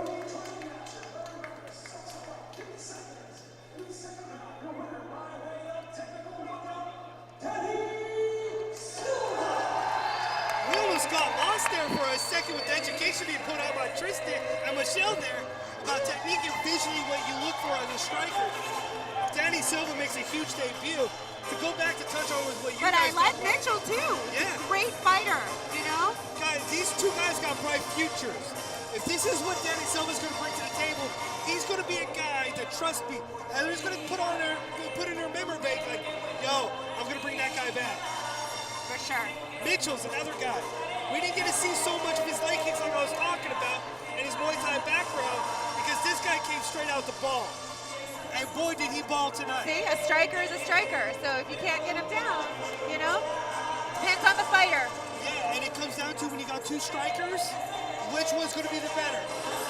You saw it firsthand. You touched on it. The ability to just go inside. And see those ability to holes. roll. Yep. Right, find those holes. Make them, open them, move those guards, move the arms. I love it when fighters are liquid. That's like how he was. Water. Yes. Be like water, like Bruce Lee said. Right. You have to be fluid in what you do. You have to. Well, why would you want to stop that energy? This is all energy, believe it or not. Why would you want to stop it and just go one way? Wouldn't you want to come all the way around? Right? It's funny because I watched a YouTube video this afternoon, and it was a guy that got face to face with another guy, and literally face to face, and I counted at least 6-7 strikes to the other guy, and they were just point precision. Just straight. 1, 2, 1, 2, and then kicked him in the face. Stand there and Right. allow that? But it's the same thing that we just saw with Danny Silva. He put combinations together that were just like they were so fast that you had no time to figure out, respond, do anything in defense, because by the time you were like 3 punches after, you already glass-eyed, what weeble wobble. Your reaction is this Well, isn't what is going to it, end. right? Fight, flight, and then I have my famous freeze. That was a freeze. That Yep. was what the hell is going on right now. Right, and that's exactly what happened. Ugh. And then uppercut, lights out. Incredible night of fights, though. Yeah. 6 fights down, and we've only seen one go the distance. Only one. That had us split. What karaoke song can we sing for that? Go the distance. I don't know. I don't have that one. Me either. It's somewhere in the archives. I just I can't access that file. Treasure's trying very hard to come up with that one. Well, back to the last fight and all fighters, he moved like water. He was so quick with his motions because good fighters train for technique. Once they nail what it is, they're not punching with this. They're actually making contact with the front. Then they go for speed. Then they go for power. If you can train in that type of regimen, then you can move. Precision like a beats power. 90% of the time. That was the best thing that Conor McGregor ever said. Yes. Was precision beats power. And many people think that it was always power that True. beats That's everything very else. true. And it's like, no. All you got to do is do exactly what Michelle said. If you have technique, you stay within yourself, you'll win 90% of the time. True. Unless you get caught. Right. You can be the Danny best. Silva did whatever he wanted to do inside that cage just a few minutes ago at will. You can be the best fighter. Step inside this cage, and a blink of an eye, you can get caught. True. It is that happens. simple. It happens. But folks, I'm jacked up for this fight. 7th fight on the card, boys and girls, and we have a 185-pound title fight on the line. We have Angel Ramirez taking on Corey Hall. Both guys were scheduled to fight in their own division, face 2 different fighters. Come fight time, fighters no show. We're gonna go to South.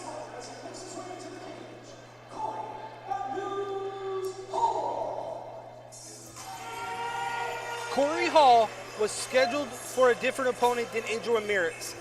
He got the call saying, "You're on this fight card. Is there any way that we can get you against Angel Ramirez to save a title fight?" He said, "You know what? I'm game. I'm a fighter. I fight." They agreed. Both Angel and Corey agreed that they will fight at 185 for the 185 title fight. Anybody that knows Angel Ramirez and getting a pleasure to see a lot of his fights, we've referred to him as amateur's version of the rising star of Brock Lesnar. Whoa. This guy is a beast and a half. I've never seen a guy that fights at this level that can literally chuck people around the ring. Love it. We've been able to see him fight here at Archangel previously. He's returning from a dislocated knee that he suffered. You want to know how big of a beast this guy is, Angel Ramirez? Not to pump him up any more than what he needs to be from Alliance East MMA. Is the fact that this guy dislocated his knee in a jiu-jitsu tournament a year ago. Didn't know he dislocated his knee. Finished first place in the tournament. Then the next days when he went, something's wrong. My knee aches. Legs swollen like a balloon.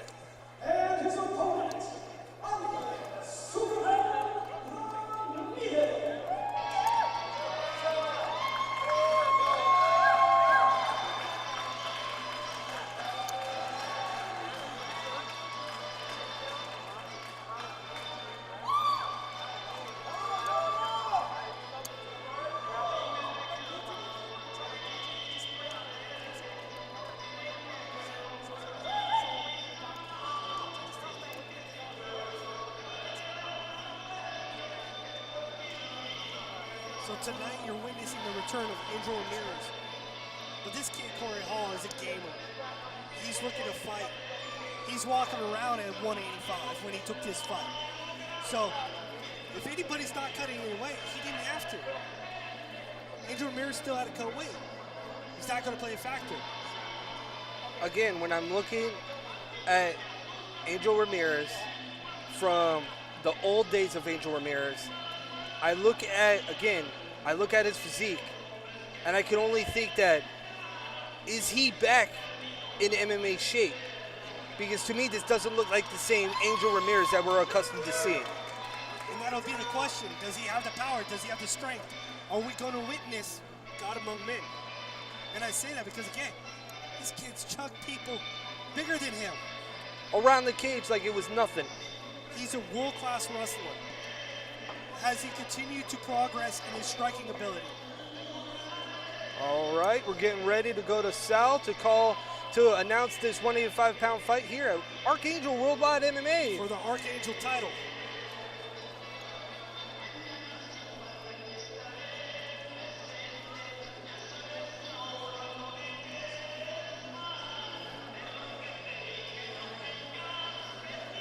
I love it. Game time. Game time. Yeah, absolutely. It is game time. It's go time. Game face. Game face. Angel Ramirez has his on, so does Corey.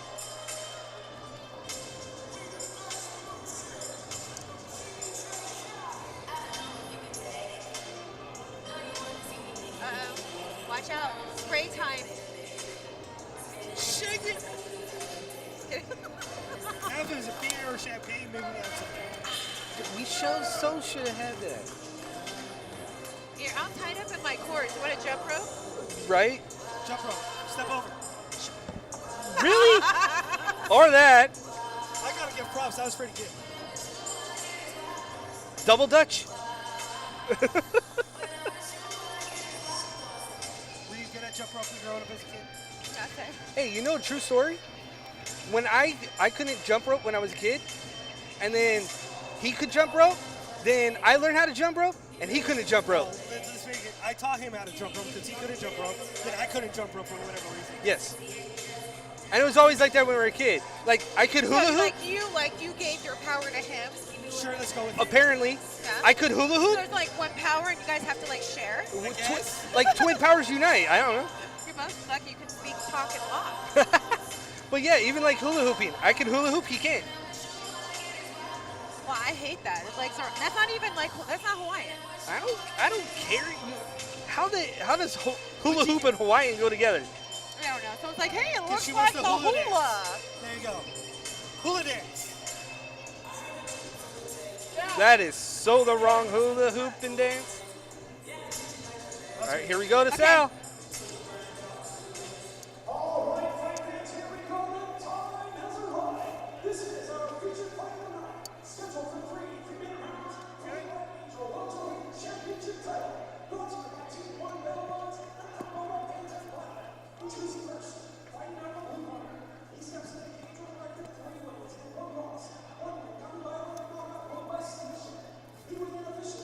Serious business. Afoot.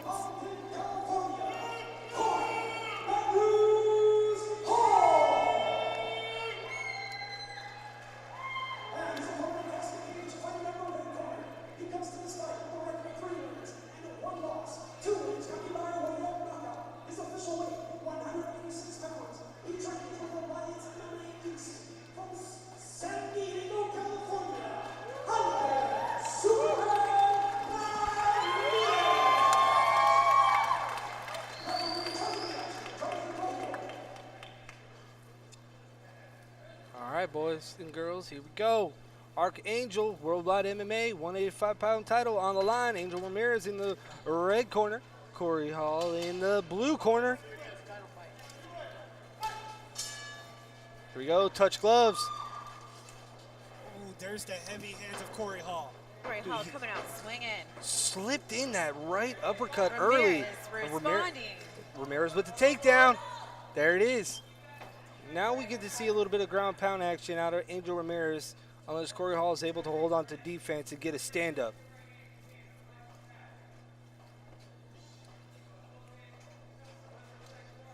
Remember, 3 rounds, 3 minutes. That's what we get for this title fight in amateur MMA.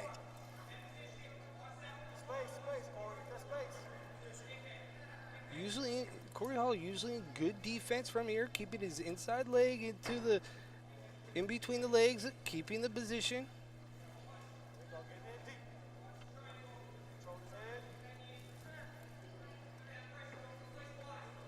Hall would be able to walk up the cage. He could get a little bit more distance to clear for a stand-up possibly.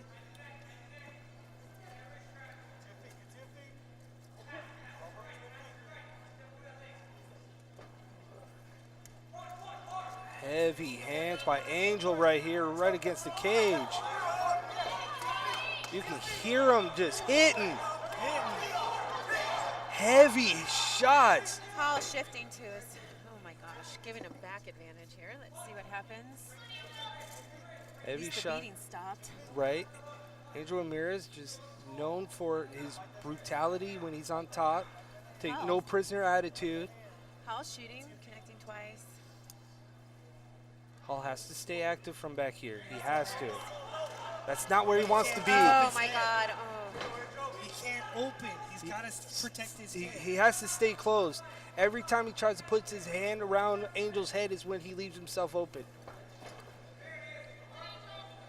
Ramirez using his weight, using his strength to just move and maneuver Hall right around the cage. Going for a rear naked choke. This is where I hate where a big guy is on a back like that, because if you yank backwards the back way, the way Hall's legs were underneath him, that could have been bad news for Hall's legs. Absolutely.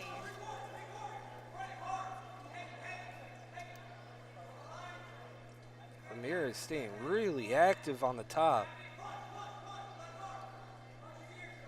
36 minutes left in round 1 here at Archangel Worldwide MMA. Oh, that was a Nice good- transition. We're Oh, back and to they're the up. feet. Oh, Hall connecting, knee to the face.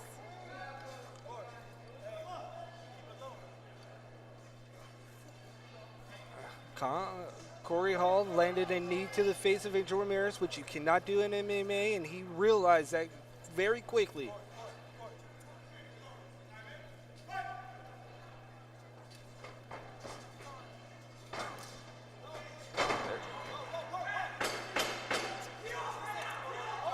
Corey Hall just has no answer right now For the Ramirez's takedowns. That's the thing. When you are a brute on the ground, you are physically imposing. Oh, he's all consuming. We call that in my art a he'e, which would be a squid. I mean, can't you just see it? He's just on him. Yup. Using every tentacle to his advantage. That's right, suction cup your butt. Talking about octopuses now. Seriously, we mimic Or squids. animals. So yeah, I mean, this is what's going on here. He is just not letting up. He's just on him, fully consuming him. I mean, part of the art is to eat, right? An eye is a technique, but it also means to feed or to eat. Ramirez is feeding on Hall. He is just straight up on him. Can't think, can't breathe. Angel Ramirez clearly looks like a guy that's a man on a mission and wants that title because he was out due to injury, and he believes that that was a setback in his career and going forward. Michelle, Tristan, the only concern I have with Angel Ramirez goes back to what I've even mentioned to Angel Ramirez back, was that he still needs to progress in his stand-up. Because at some point... Well, he's going to meet a match. Yeah, he's going to meet someone that's going to be able to defend the takedown. Here we go, it's third and final round. Oh, stunned him with the Lights right are up. out! Lights are out! Oh! Lights are out! Lights are out! Wild roundhouses. Corey Hall going crazy. Woo! So this is exactly what happened. Right uppercut down the pipe. I said it the last fight. Remember the uppercut. The one punch that isn't utilized a lot. You saw the lights go out in Angel Ramirez on that uppercut. There was a I knew light it. flicker, an eye flicker. Like if we could get the replay, look, watch. Watch this. See the Right replay? there, He's right there. out. He's out. He's done. Well, he kept swinging wild up. Look, if we could get Roundhouse, one too. more replay on this uppercut, watch you could see the lights. Like, Angel Ramirez is gone. Like fog headlights gone. You guys talked about the precision of the uppercut a little bit Watch. ago. Watch this. Comes with the left. Watch the Right uppercut. uppercut. Boom! Look at the lights. He's out. Hit him Done. right underneath the chin. It's also the twist. too. Yep. It's the going through. See, he didn't just come and stop. He went through. And that's Like, the thing so- is that when you can go through and you hit that muscle right here and you turn the head, Well, the blood flow. There's an interruption in the Yep. blood flow. And that's exactly what happened to Angel Ramirez. There's nothing. At that point, there's nothing you can do, because that's a precision punch. He Correct. connected. He connected on it when he needed it. He saw the opening. Both winners, and great sportsmanship. Oh, my geez.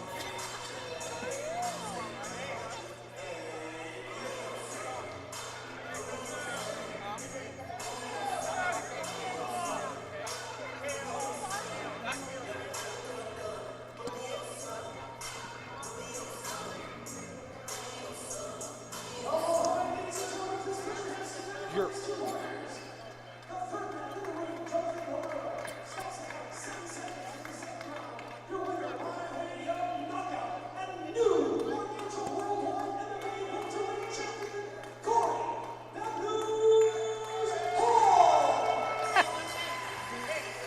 see, and that's the thing that goes back down to what we were just talking about is that when you're good on the ground, if you do not work on your striking and somebody can stand there toe-to-toe, you may get lit up. Corey finally found that hole, found that clean shot, went in with that uppercut, landed it clean. Angel Ramirez is still a beast. He's still going to come back. Absolutely. Oh my God, first 2 rounds. He was All him. on him. Just got to continue to go back to the drawing board, work on the stand-up, work on the defense. You'll do that, you'll continue to evolve and grow in the sport. If Hall didn't make that as clean as he did in this 3rd round, he's who would have gotten this belt? any way that you cut this, Corey Hall. I felt bad. I'm happy that his opponent pulled out, because this guy was a man on a mission. He had one job. He was going to claim a title tonight, regardless of who was standing in front. Regardless if it was the beast himself, Angel Ramirez, it didn't matter. Tonight, this was God's plan. Put it into motion and move forward.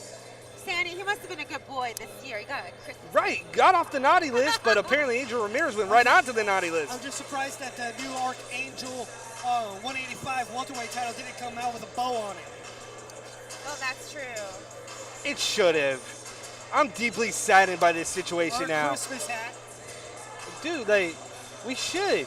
Like, we're the only ones No, that are I want festive. I want the light bulbs that light up and like do the crazy Vegas like blinking. Like, we could get the Santa hologram, Oh, that would have been cool. right? Like Rudolph. Yes.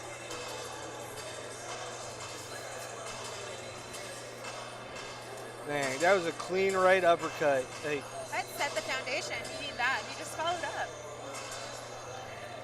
and Archangel Worldwide MMA here, Riverside. yes, Corey the Hall fist. coming out, fight 7, dominant fashion, claims the 185-pound title. I like it when you see a fight go from complete dominance by one fighter and completely do a 180 and then a shock happens. Yes.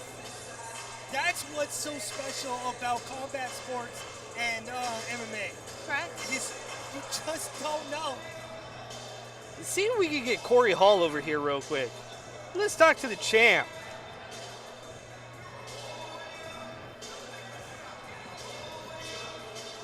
How would we do that? I just want to come on over.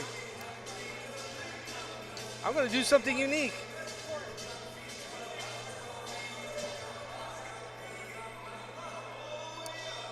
All the way up.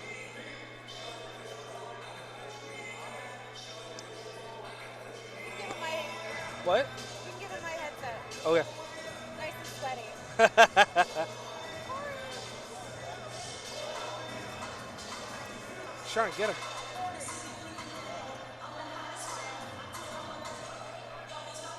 Man.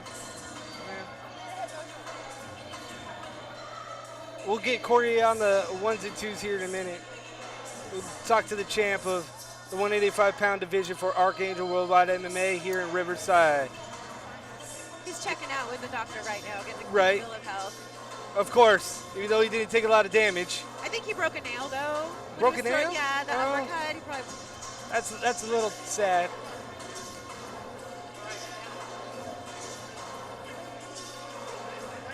Tonight, 7 great fights. Can you believe that out of 13 so far? That's true. Heather Hyatt. Seriously, does anybody put on like some of the best matchups that we've seen in SoCal? Like, I'm being real. Like, I've covered a lot of amateur MMA, and I think by far it's stylistically matchups, like pairing. Heather Leand is great.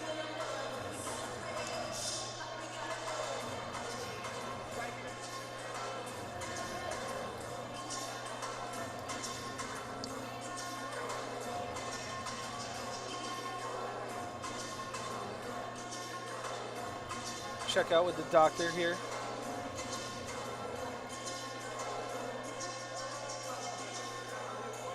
Bit. Mouth.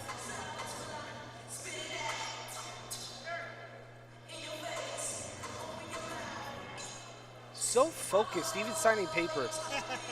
So focused. Give him a break, Tristan. I'm just saying. So focused.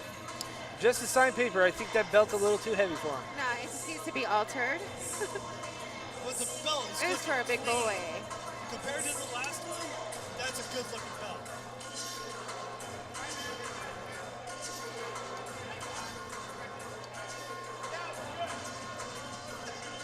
He's coming, he's coming. Let's get Corey Hall on the show. Corey Hall. Thank you very much. Corey Hall. Congratulations, my man. How's it going? Congratulations on becoming the new Archangel 185 welterweight champion. Oh yeah. I was trying to do 170, but you know, hey, he's got to step up to the challenge, right? There you go, real fighter step up. All day, every day. There you go. So- how did you absorb the punishment you did in the first 2 rounds, still keep your composure, still come back and hit that clean uppercut? Well, you know, one thing you learn in fighting is to compose yourself. Take your time. Breathe. You start focusing on that, everything else doesn't matter anymore. Next thing is let your hands fly. Let them do the talking. And your hand sure did fly on that one Oh uppercut. yeah, I had to. That's what I do, baby. You were. It seemed like early on in the fight you were looking for that uppercut. Was that something that you saw in the game plan? Huh? The uppercut, is that something you saw in the game plan early and often, or you were just going with the flow? I throw my uppercuts. That's my money. My uppercuts will always fly. All right, well, congratulations, champ. Get that W. Appreciate Good job. Going to get back into Archangel Worldwide MMA. Hold on, I gotta say something. I Go stay for it. ready, Go for it. so I ain't gotta get ready. Corey Hall, new 185-pound champ.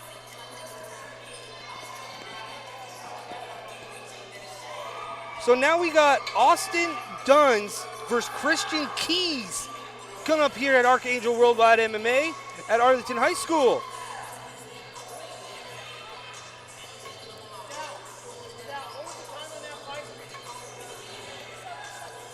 So as you can clearly see, Corey Hall knew what he wanted to do, and he was a man on a mission. Merry Christmas to that kid. Should have gave him my tinsel. He's got a belt. What does he need your tinsel for? Because he didn't get a bow on the belt. Santa didn't even deliver it in his bag. I could have gave him something. He's got a title belt. He doesn't need anything. He needs to spruce You're it up. giving me a rock star. Right? Should have. Should have. Dunn is coming into the ring. This is the one fight that I was interested about because you've got one guy who's 1-0, one guy who's debuting. The guy that's debuting in Christian Keys is interesting to me because his background, he's a former basketball player. Interesting. So how much athletic ability does he have? What's his style? What is he bringing to the game? It's going to be interesting. And it always comes down to that, doesn't it? Like, Christian Keys, he's the former basketball player. Doesn't he awfully remind you of another guy named YL Watson? Yeah.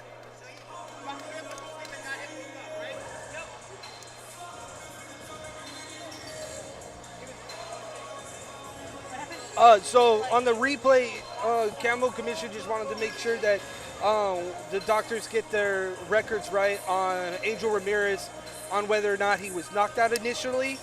Then when he got hit again, did he wake up and then got knocked out again? Initially, that's exactly what happened. We saw the uppercut. He went lights out, gone, punch, up again, punched again, lights out.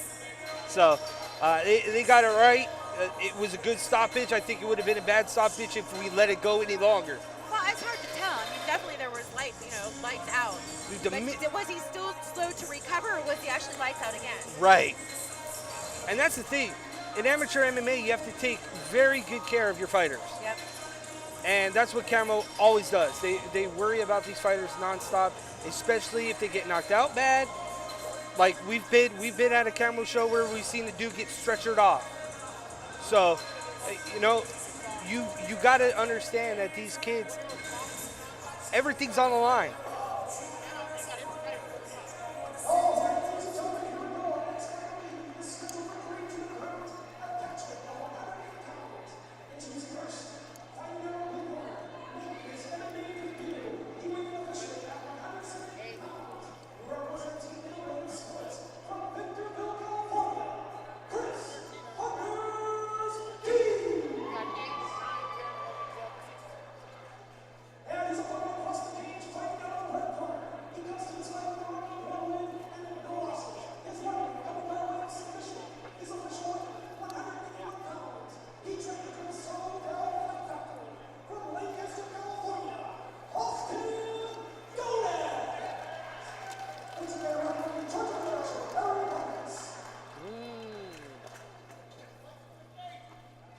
All right, so Christian Keys.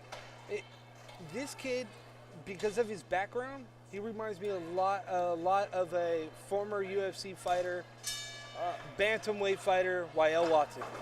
Hey, Michelle, can you tell us what Christian Keys' tights are saying? Not at this moment. They're kind of taken. We got a takedown by He's got great form. I give him that. From what I can see in the beginning of this first round. This is fight 8 here at Archangel Worldwide MMA in Riverside with the DeCross brothers, sports warriors here. Tristan and Sean. This is Michelle Manu. Oh, Tristan that just was a took us. nice right. Woo! Straight to the face. Because it looked like the fact that Austin Dunis went ahead and got the takedown initially. Oh, we're going to He get didn't the get to double. see it, but he's wearing Michael Kors tights. Are you serious? Yes, I'm serious. I didn't even know that was a thing. You gotta look good, right? Well, just pray that you would fight better. Yeah. Dunis has the back of Keys. Call me old-fashioned, but we've got some punches to the face. I He refuse. likes the left hand from the side. He's gonna The lock hammer that left fist. arm. He had. Almost. Oh, there's the takedown. I was gonna say he had a choke there, but he's not taking it. Ooh, Austin now in full mount. Oh, Keys rolls him over. Keys getting top position, adjusting. Keys using that athletic ability to try to get out of reversals, get him back himself into position where he can do something, even though he's right back on his back. Austin seems very strong, very poised and comfortable as he goes to full mount. The only thing Christian Keys can do right now is hold on and pray that he gets a stand up. Oh, or a reversal. These guys have been rolling all over the ring. Literally from one side to the other side. He Correct. started on the far side of the cage, now they're on the near side. Yep, that's right. So first round, Austin, more active, more aggressive, top position. We're going to round 2 here at Archangel Worldwide MMA. Who are you pointing at? Bam. Really, Michael Kors? Bam. Really? Michael Kors. Okay, Sean. Maybe those his initials, like MK? Massive Killer. Okay. That's digging in the bag of tricks there. That's right. I bet you he paid more for those underwear than he did for the gear to come to the cage. Well, I was just going to say, I'm quite old-fashioned. I mean, I won't pay super amounts of money for crap that I sweat in or roll around with other men in. Right? Sorry. Shin guards, $10. Right. Michael Kors underwear, $150. Priceless. Archangel. Like, that's where we're You know going with what, this. though? It's his debut. He's got to look good. First impression means everything. First impression, didn't say much in round one. Austin fades with the left, shoots it for a takedown attempt. Oh, left hand by Christian Keys. And Kristen should have attacked at that Right. point. And you do not wait. Now he's given him an advantage. But Christian laid some hammer fists. Not enough. Again, that's where, again, you're looking at a guy that's debuting. That's the issue with the debuter. You clip somebody and you all of a sudden have that freeze. Like, you're not quite sure whether you should press it, jump into there, and get the W early, or you end up in a very bad position Well, and right now. because at this stage of debuting here, first fight, it's almost like practice still. You know, you're so kind to your training partners because you want them to work the technique, but this is no longer training. Yeah, Michelle, at this point, you're still trying to figure out what type of fighter you're going to be. Correct. But at that point, wouldn't you think that you clipped him with the left, you dropped going. him, you staggered him, Now that look at light this. switch, everything that you have learned should have gone out in. Wild, the world. wild. Is Larry going to call it? Get Hooks up. are in, Tristan's got to get up. behind the ear, I think that was on the back of the head, but now he's trying to go right through the guard. Christian switch. That was a lazy rotate. Yeah, but he got over. He got over and You he's know, the- I mean, I think the main issue when I'm seeing Is here Austin tired or hurt? neither. Huggy bear right there. What were you going for, Michelle? I think there's just a huge difference in brute power here. I think there's a great form and technique, but Tristan is just completely overpowered at this moment. Outmatched from the minute go. I see Austin throw punches, and there's a huge difference between those punches and Tristan's punches. You know, Tristan has a lot of work to do, but he looks great for his debut fight, and he's not thinking about how to become a better fighter here. He's just trying to stay alive. Later, whoever's filming this, he'll watch this and he'll learn a little bit more about what he could have done. Right now, he's just trying to breathe and try not to get knocked out. And I think That's the thing I don't like, though, is that as a debut fighter, like, I would never be okay with coming into a fight thinking that I'm going to survive a guy that probably could whoop me in T-minus 2 seconds. But he probably didn't expect it to be like this. He probably he didn't expect the catch weight. Correct. The thing that I'm impressed with Christian Keys is the fact that he's listened to his corner, because that second round was better than his first round. He was striking. He needs help. He was defending the takedown a little bit better. Well, we're going to the third and final round here. We'll We see got- what happens. Don't forget, second round, he rocked Austin. But was that enough to win the round? Because again, we get another takedown by Austin.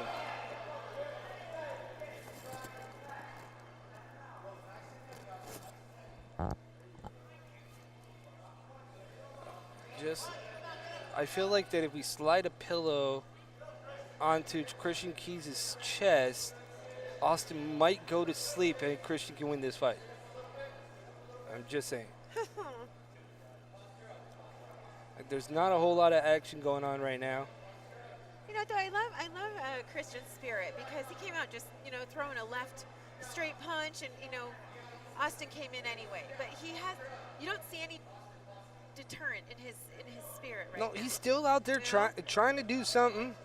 He's not phoning it in by any stretch of the He's imagination. not just giving it away either. Yeah. He's doing everything. He's pulling out everything And he's got. and you really don't like being right where he is right now, because I mean, Never. you got Austin on top and and he's looking for, like, he's going for an arm lock or a Kimura. I don't know. Some kind of arm lock. He was going wrist control. And he flattens him out again and gets him on his stomach. See, the interesting thing about Austin is he's actually, you don't see this where he's actually using his head. He's using his head to lay on That's what Kristen's head. He's fully consuming him. Pillow. See, the thing too, Pillow. this is your old style, similar to what Randy Couture used to do. Use all your body weight, lay on somebody, go ahead and make them absorb all your weight because you tire out your opponent that way. And he may We be got laying- 10. And he may be laying there, but he's still throwing too. He's making Christian absorb a lot of the weight now. And this is a victory for Christian because it goes to decision at this point. Absolutely. And the thing is that you look for. Out of here. He actually learned as the fight went on. Did he win the fight? No. So, learning machine. But it's a learning lesson for him. A very good one that he showed he's willing to work and willing to learn. It's hot in here. A little. Sean's still fighting the cold. It's okay. He can still move his shoulder or something. Right, Sean? Look like this. Right? One shoulder.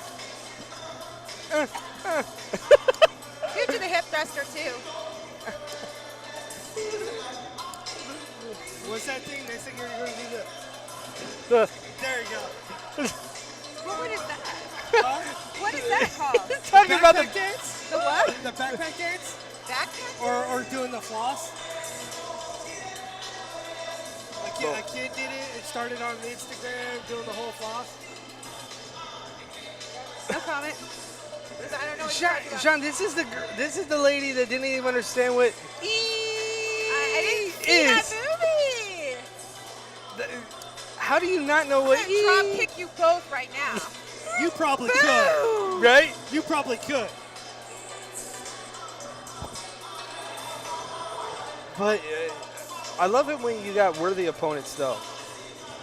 It's not a pushover fight. Going the distance, learning lesson. Christian Keys is gonna go back to his camp, and they're gonna take what he learned from this fight, and next fight he should be better for it. Yeah, and I'll be interested to see what he's going to be in the future because he literally was taking what his coaches were saying and kept changing the game as it went on. And in order for a kid to evolve in the fight game, you have to listen to your coaches.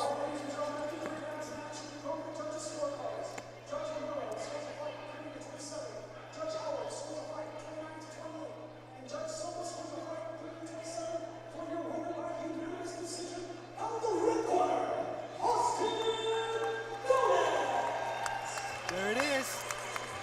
Austin Dunn wins and he moves to 2-0. And then we get the self-proclaimed fight of the night by Robert Duran and Romeo Becerra coming up. Robert believes this fight should have been a title fight after one fell off.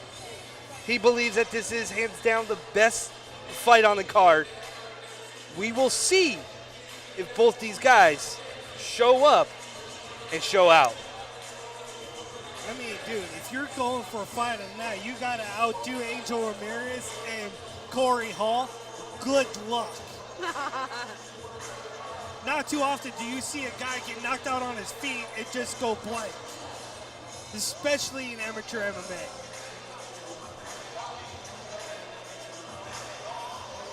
See, Robert Duran,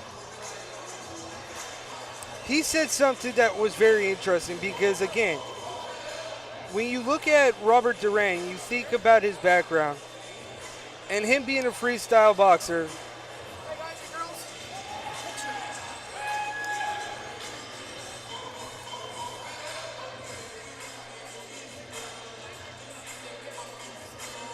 Awesome. Thank you guys so much. Always got to get our photo taken. Like, nobody ever seen twins before. Or the fact that three of us are dressed up for Yeah, like Christmas. Christmas trees. Yes. I just wish That's the real not- reason why, because You we're guys look we're great. festive. I don't I care what appreciate anyone it. says. I'm kind of disappointed, though. Why? I don't have lights. Well, I was going to buy some, and I was going to buy us like Santa hats, but I thought that would be like a little too much. No, because that's the whole point. It's December 16th. We're a week away from Christmas, and I'm crying. Yes, I'm crying. Let's I'm get you a deeply bowl. saddened. Let's get you a bowl so you can cry into it a Snap little out of bit. it! Snap out of it! Snap out of it! But Robert Duran just got his blue belt underneath Marcelo Luzado, who, if anybody knows who Marcelo Luzado is one of the best Brazilian Jiu-Jitsu Gracie practitioners that is left out there today. A black belt in his own right. And we're going to get to see one of his pupils coming to the cage to take on Romeo Becerra. That is really exciting.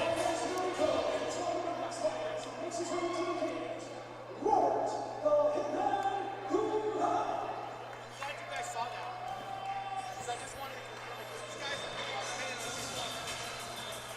All my years of doing referee and boxing, 16 years or 17 years, I go, if a guy gets hit and you lose the hundredth of a second, the other hand wakes you up, you got knocked out. Yep. It's a knockout. Now, is the referee has the ball to stop it? I'm just surprised the referee didn't stop it as soon as he went there with.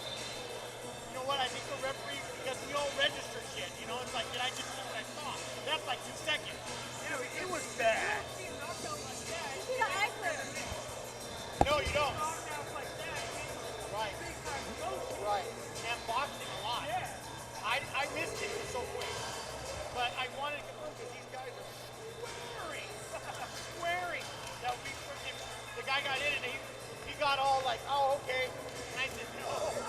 So I wanted, I know you guys watching, I said, if you guys saw it, we had a replay like 3 times. And you saw it. Dude, Yeah, I'm so glad they got that. the first punch he was done. The first uppercut he was done. Yeah, His first lights went out. Like you see him get hit and he's like, Posture. Well, yeah, it's clear totally in the eye. frozen. And then hit again and he's like, okay, gets to the cage and then, Stopped it, and the guy said, why'd you stop it? He goes, because you got hit. He goes, I didn't get hit. yeah, dude, you were gone. You were gone. So it was so weird. It was a weird knockout for me. I kind of never really see that often. Usually that gets missed and they keep fighting. Yeah. But that's the thing, that's like what we were talking Well, about. he didn't lose his composure either. So Right, it's all but like the this. scariest weapon in boxing has always been the uppercut. And if you have a clean one and you connect on it, Lights out. yeah. Yeah. Anyways, thanks guys. No problem. I know they're gonna call on Monday. But I've got to make sure I got my evidence on it. All right, here we go. Showtime, folks. Robert Duran stepping out versus Romeo Becerra.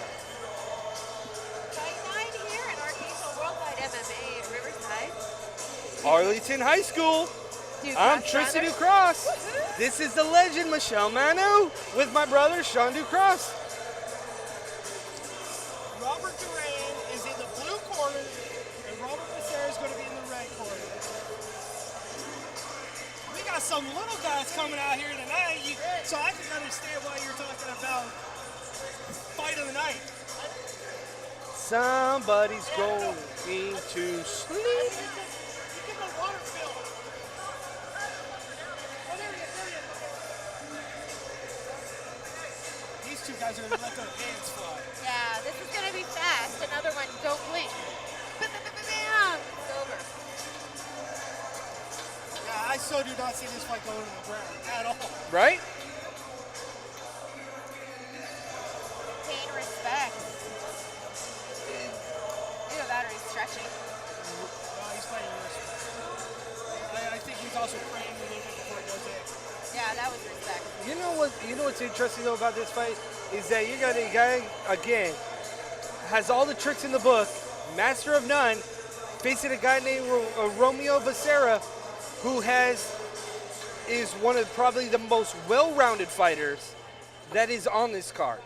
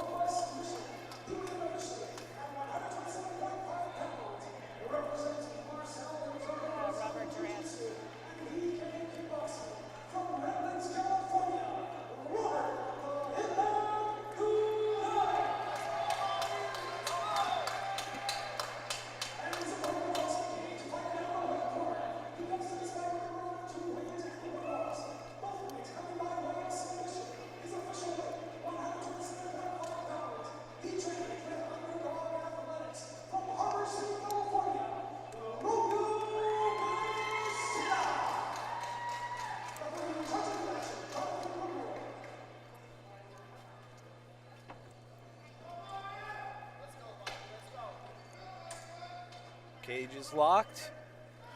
Robert Duran, Becerra, it's on.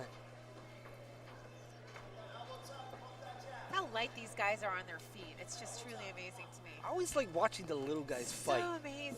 Do you just find little guys to be kind of offensive? I'm just saying.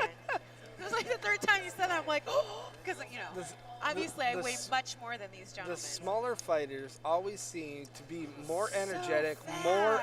active, and just funner to watch And because effortless. I mean, do you see that right roundhouse? that Right, Becerra light on just their threw? feet. Yeah.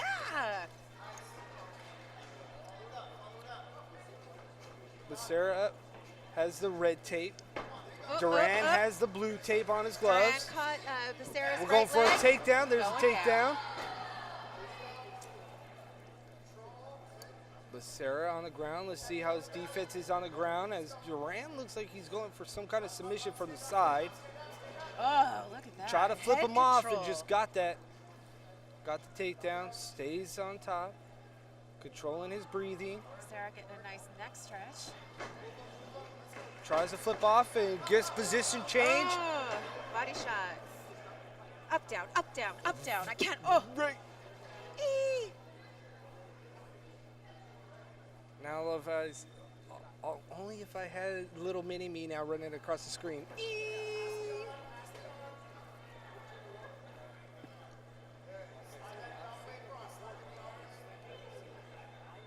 Would be interesting if you could get a submission from this side. If you could get over on the top.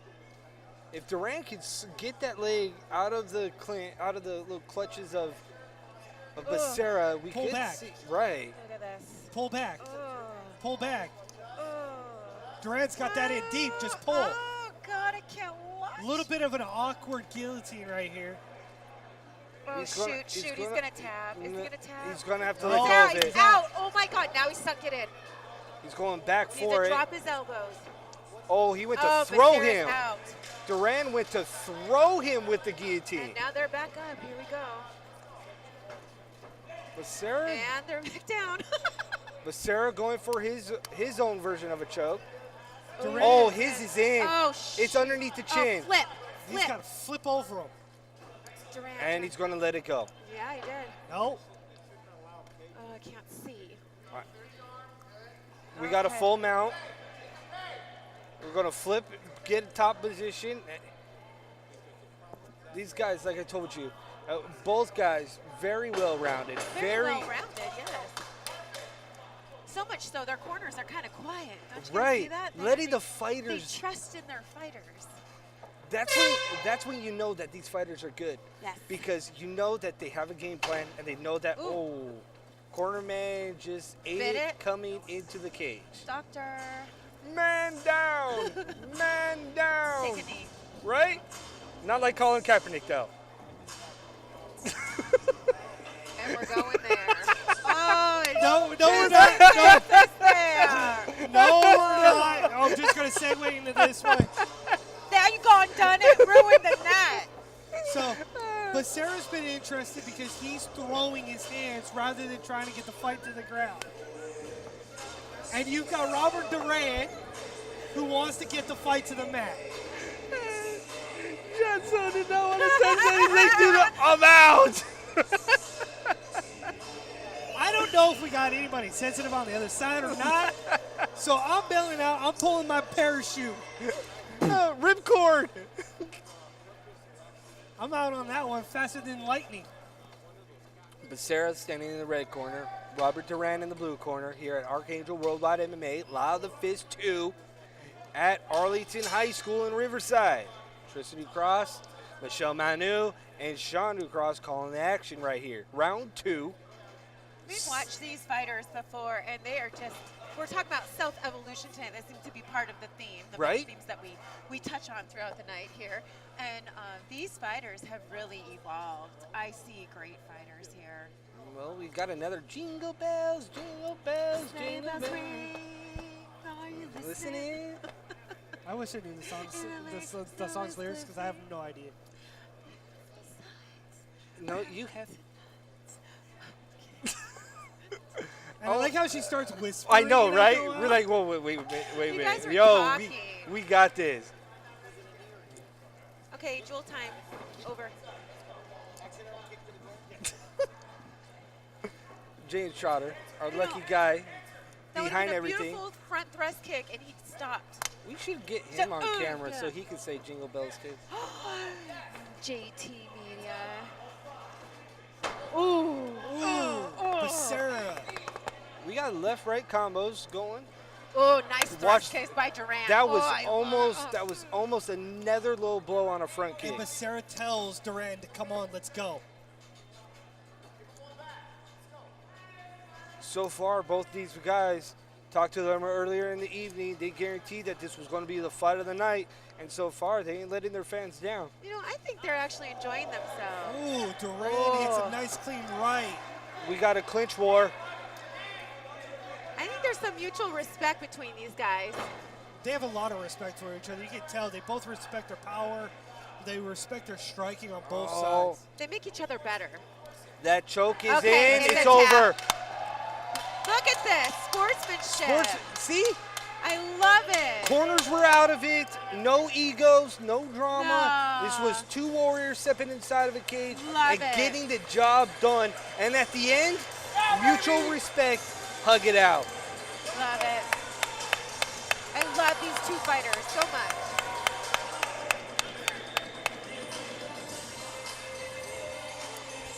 So we're 9 fights through, 9 fights down. 2's gone the distance.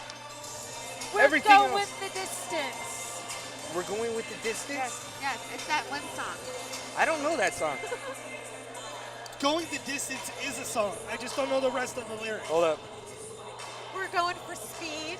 Since social media is a wide craze right now, I'm going to Google Going the Distance so I can sing the song. For the viewers out there. Oh, jeez. OG, OG.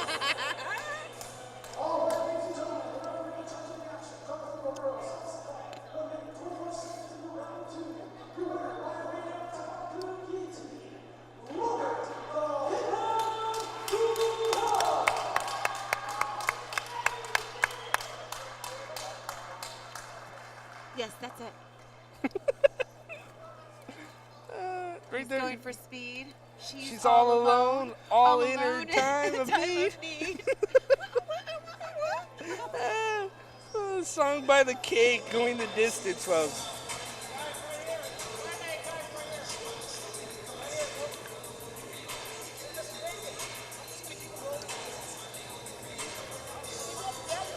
You can't ask for much more of what we've seen tonight. From the tempo being set at the first fight of the night, when you're looking at Edward Romero versus Matt Fairbanks, to 9 fights later, to getting to Robert Duran and Romeo Becerra. That tone from that first fight set the tone seamlessly for what the rest of the night was going to become. Even more. I mean, this is an amazing event. I mean, fight after fight, we're just surprises, upsets. I mean, this is a great event to be at. Guys coming in here, debuters, making their names, making their fight persona known here tonight at Archangel Worldwide MMA. That's something that we look for in the next future of MMA fighters that come out. That's the one thing I like what Heather Leanne does is bring debuters. Bring people that you don't necessarily know, because amateur MMA is about looking to the future, seeing the rising stars in MMA. You've seen a couple here that you want to stay on top of and make sure you see their evolution and their growth. Like Becerra, like Duran, like Hall, like Christian Romero. Keys. I mean, the list goes on tonight of guys that is like, whoa, let's keep track of them.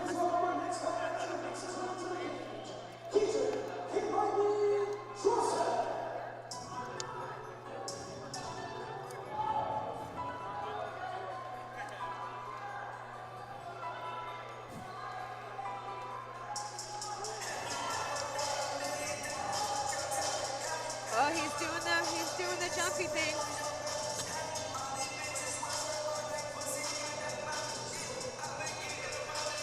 That's his little girl.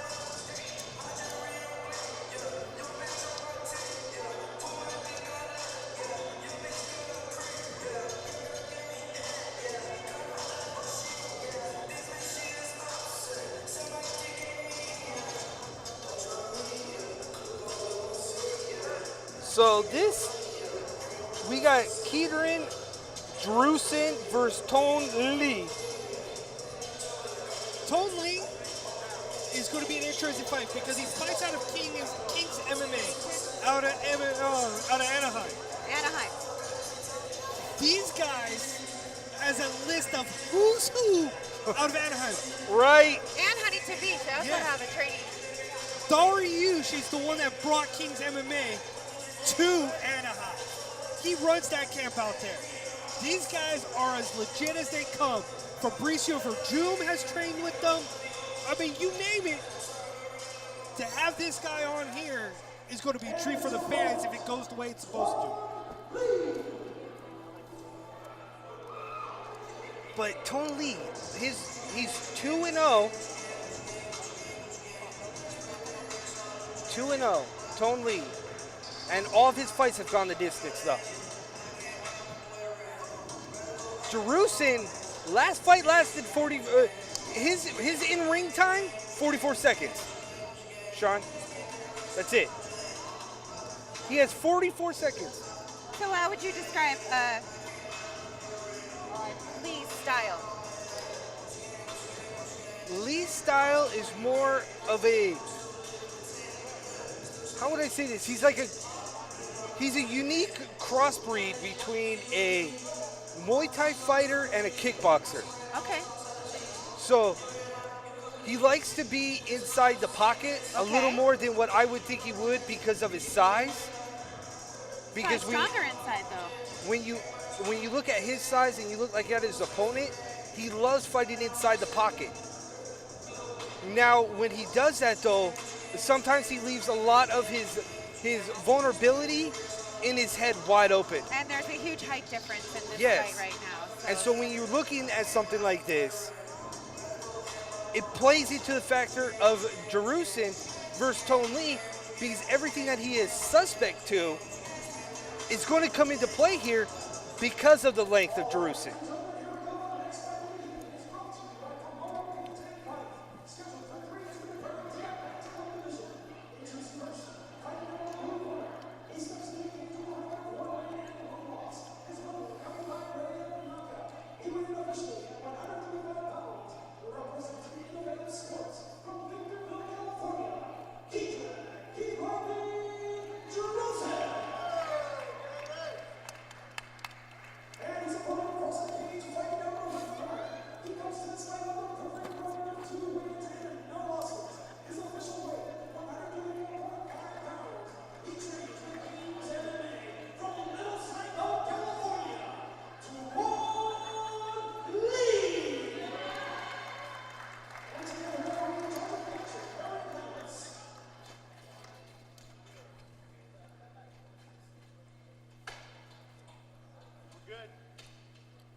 Locking the cage. Tone Lee's ready.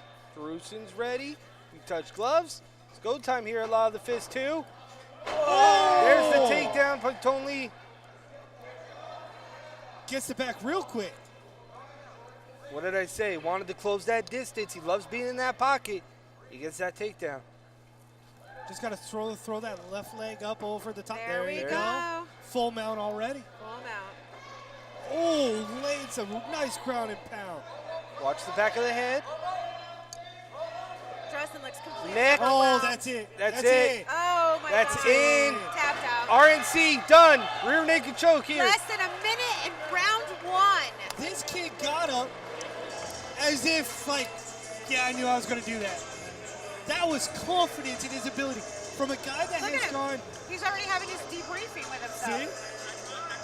see? Again, King's MMA, folks. It's nothing to sleep about. Like, these guys are the truth when it comes to putting out fighters. Tone Lee might be that example of the next wave coming out of there. It's strategy. He has a strategy. It's just like Sean said. He came in and he knew exactly what he was going to do. And that's something that you work hard for. And that comes to the IQ when you step inside that cage. And only a very few have that IQ that when you get a game plan, you know how to execute it when you step inside that cage. Because half this time, it's a lot of mental preparation coming into a cage. And if you can block out a lot of the nonsense that comes with it, Hadron hurt his right Yes. shoulder. Is it dislocated? dislocated of his shoulder. Yep, it's dislocated. Can we He get needs it? to hang down. Mine dislocates all the time. He just needs to hang down and relax. Let's pop it back in right now. Doctor's coming. Here comes the EMT, the meds. Yep. EMTs quickly come in to assess the dislocation. He's like, oh, we got a dislocated shoulder, right shoulder of Jerusalem. Doctor's going to pop it back in socket. I would love to see if he yells. Is that weird? Are you kidding? He's trying to keep it together right now. Any dislocated joint. Hurts. Yeah. I'm going to reset it in like 5 minutes. So you need to put something underneath Yep. so it stretches it out. We'll let the doctors handle this. Hey, pass me the money! Where?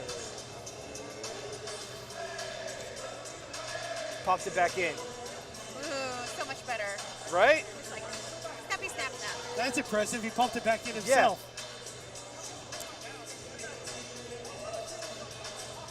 Popped Wow. his own shoulder back into the socket. Yeah. And he did it so subtle. I didn't even see it. Oh, that Now- hurt. And now it's gonna be weak for probably about 4 weeks. First week. Oh, that hurt him. Well, you can't lift it once it's dislocated.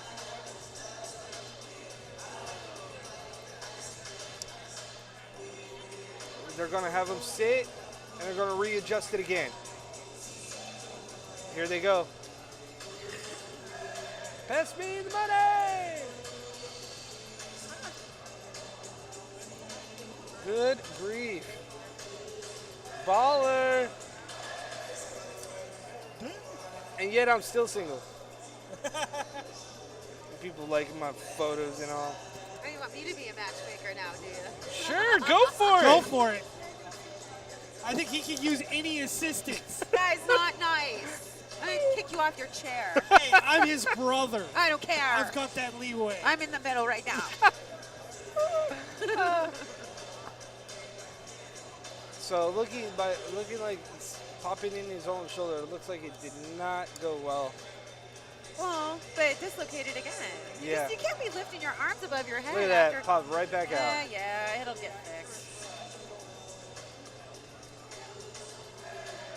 Should not have been like doing all that arm wiggling and stuff like that. Should have just left it.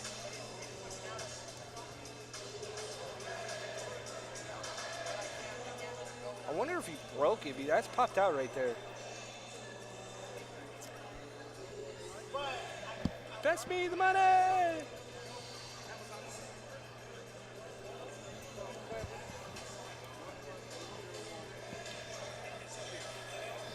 Something you don't know. I got something to tell you. Sing it, Tristan. Sing it, Tristan. No. Yeah. No. It's fine. Huh? All good. Sure.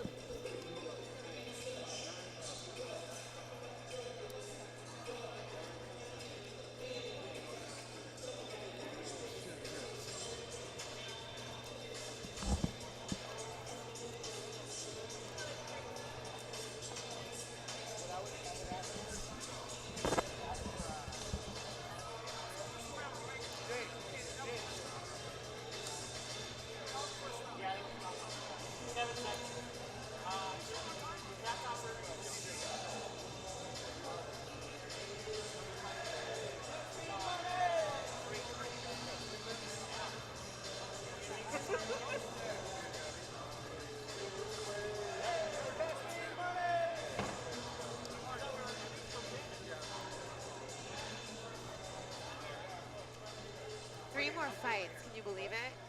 Your beloved Casey Smith is coming up. Oh, Humpty, baby. You're standing on my thing.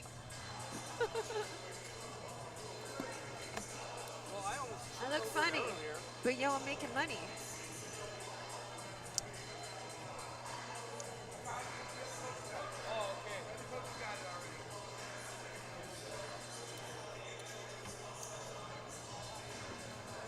My name is Humpty. Dumpty. I should plug my phone in. What?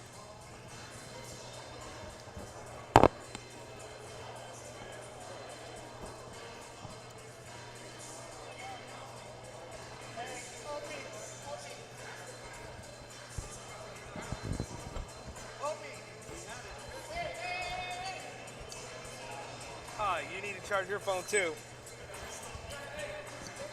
All right, we're gonna get ready to go here to Sal to give you the winner of the matchup.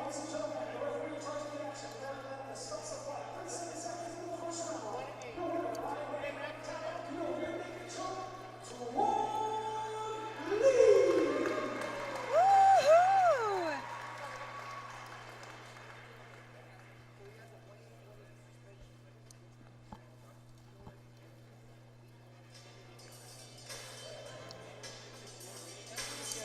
Oh, they want a photo op.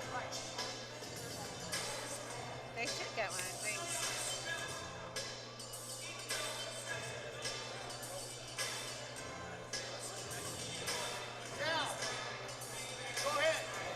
He's a little powerhouse. Yeah. But now we get Casey Smith versus Zach Wilson. Gracie Barra versus Team Avalanche.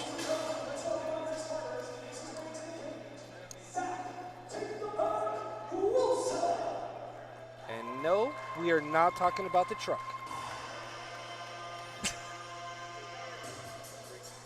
We'll see if he hits like one.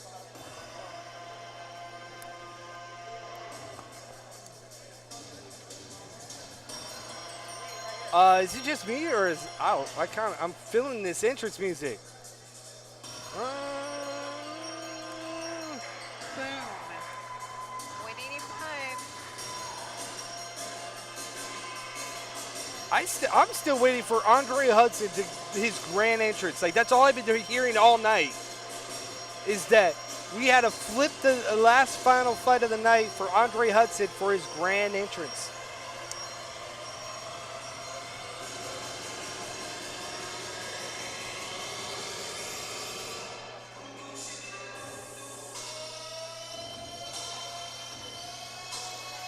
Dude, can somebody Shazam this song?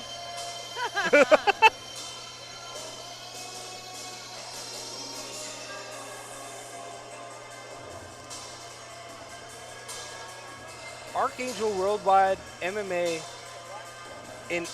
at the Arlington High School in Riverside. We are your commentators for the evening. I'm Tristan Newcross. Along my side, as always, the legend Michelle Manu and my brother Sean Newcross. Oh, he's really Shazamming it. You gotta love when social media is the way of the world is right now. RL Grime Core original mix. Screenshot. Tristan's gonna be working out to that tomorrow. That's his new jam. Get turned up.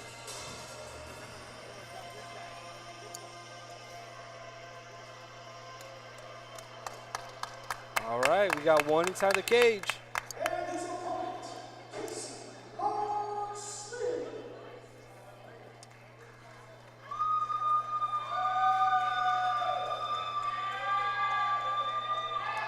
People love their Casey.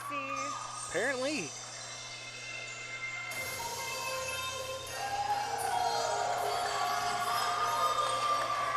What? What are we hearing right now? Casey Smith, man on a mission, just ran right past the cage. Only here at Archangel MMA apparently thought the cage was outside. Keep running towards the outside, buddy. Unbelievable. I don't know if that's good or bad at this point. You mean an indication of how this is gonna go? Hey, Casey, cage is back this way, buddy. Oh, only here at Archangel Worldwide MMA do you see it all. Knockouts, decisions, dislocations, and a dude running literally towards out of the building. Towards the burrito truck. A burrito truck's outside. Apparently he was hungry. He wanted to go get a carne asada burrito before he came to the fight. He needs protein. Oh, yeah, be called back. Well, we saw Casey fight the last Archangel. Yeah, we did. Yeah. Which, of course, he was the victor, right? Yep. And now we see him back inside the cage, and he's going against.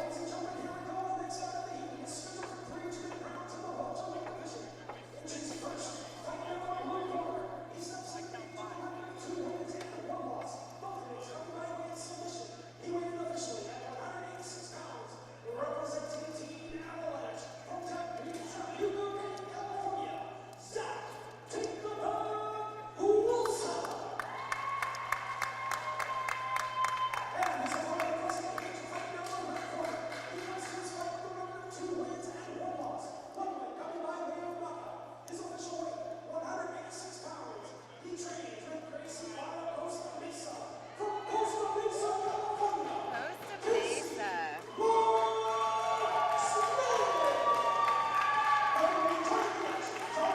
All right, Casey Smith in the red corner. In the blue corner, we got Zach Wilson. Both 2-1 coming into this. Coming in, touching gloves, yes sir. And an immediate right. Yep, setting the tone real quick. Casey throwing hands. It looks like this might be an early. Oh, both connecting. I love Oh, that. And Wilson is Shook him down. off. Oh, and he's up. Casey, full on assault. Wilson responding. Can he get him down? if he could just pull him down. There you go. Stay on top.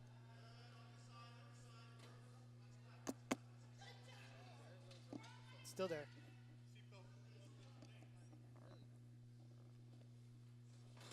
James is working on something. I was going to say, I think the slam just dislocated everything. Our ears are dislocated, James. Everything just went silent. I don't know. It's kind of creepy. Eee! The slam's so hard, it just shattered everything. Dislocated my ears. Wilson. Woof. Wilson's working for that Yeah, bag. he is. I can't hear you. I can still hear you. I can hear you, yeah. We just can't hear Tristan. No.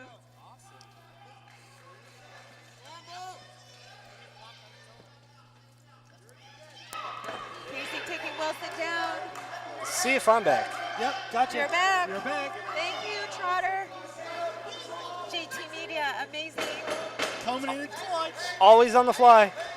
Closing Never- out the first round here. Casey in a dominant position. To finish this round and steal it? For a guy that trains out of Gracie Barra, sure is showing the ability that, you know what, I want to strike. I want to show off my new striking ability. And he's showing good hands, good technique. If he pulls this off, his style matchup, I'd be curious to see how it would pair with Corey Hall. Very true. That would be a very good matchup. Sean, you're so clever. Very brilliant. Yeah, stylistically, 185 for Yeah. that welterweight title. If he can pull it off, I mean, even Zach Wilson, his takedown ability, the way that he shot in for that double right here, even though he didn't get it quite down, he just shot in so aggressively. But that goes to show the takedown, the sprawling ability of Casey Smith to defend that takedown. There's also another guy on this card, though, that you think, because naturally Corey Hall's a 170er.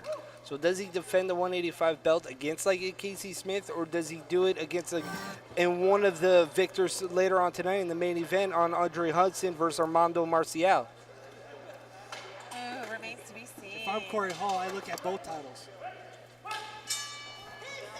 Go getter, huh? Gonna touch gloves? Nope. We get a leg kick instead for touch gloves. That was a solid right leg kick by Wilson. He just needs to throw that leg kick a little bit more. Casey's setting up that jab nicely.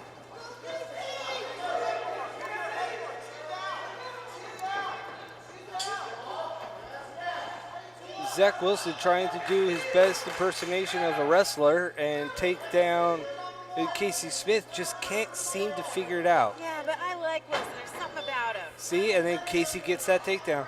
And that's what I think, Michelle. It's like there's something about Wilson that I like from what I'm seeing. Right?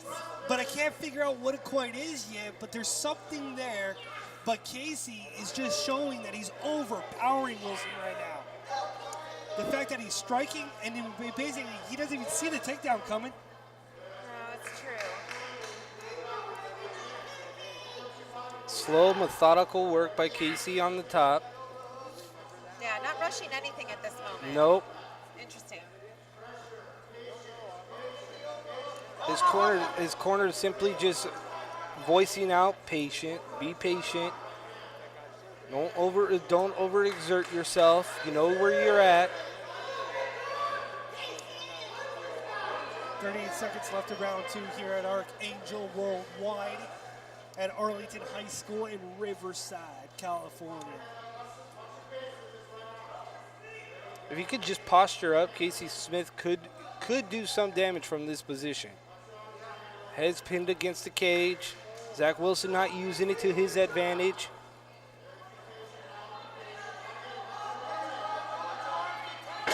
Just eating shots from that position, but none of them really connecting at this point.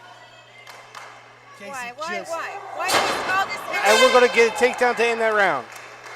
Casey just missed that right hand when Wilson was standing up. So true. So again, here we go. Third and final round. Again, not where you want to be in a close fight where either thing could start teetering like a teeter-totter in one way or the other.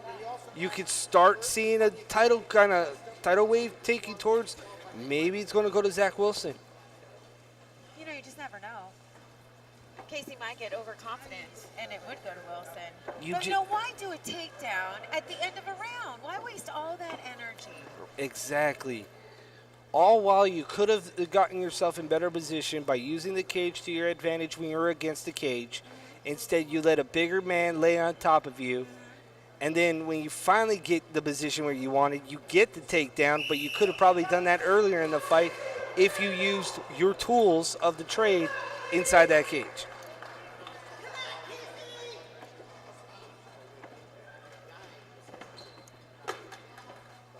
Casey Smith seems to be breathing very heavy through his mouth. Both fighters are breathing heavy. Yeah, Wilson tends to have his mouthpiece hanging out a little bit. Those guys are tired. They've been giving it their all. Stand in the pocket and throw. Make the best out of their options. Casey, another takedown. And just shook him off that guillotine.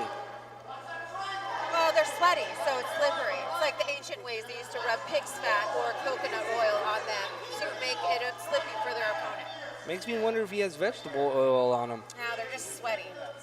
No, I'm going to go with vegetable oil. Well, I would say olive oil, avocado oil. Great. Now we're Vegan, gonna vegetarian stuff, that's not my cup of tea. Now we're going to talk about oil, really, guys? Just saying. Hand fighting right now. They're going to stand him up. Is this really going to go to decision? Oh, Unbelievable. We have a minute left. Third and final round. Here it comes. minute left. Do we have anything left in the tank? And there's the takedown.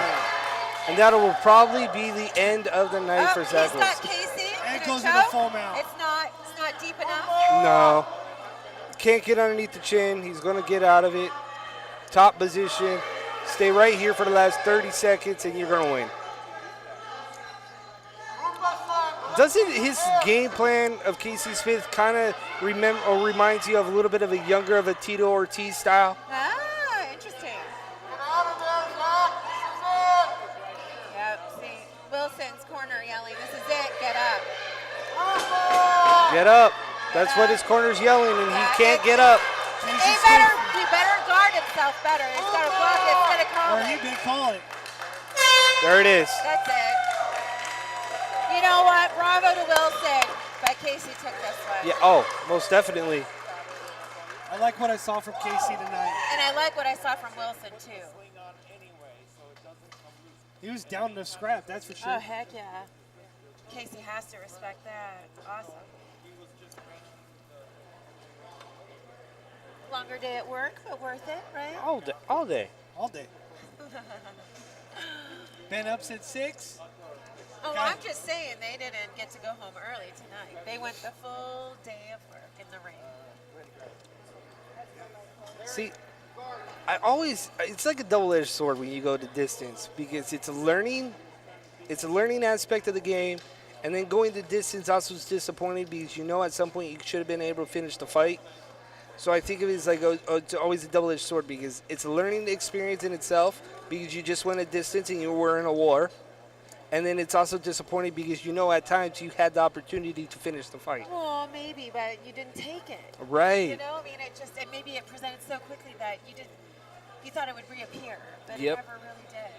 Never really materialized. And he's pulling out his best Sam Alvey impersonation, I know. taking a selfie smile. You know what he looks like to me? A Star Wars character. Or no, Star Trek. You know, a white stormtrooper. No, Star Trek, like a young Spock. Hey, George. Just trying to see where you're going with that one. I saw the 26. I saw the 10 round.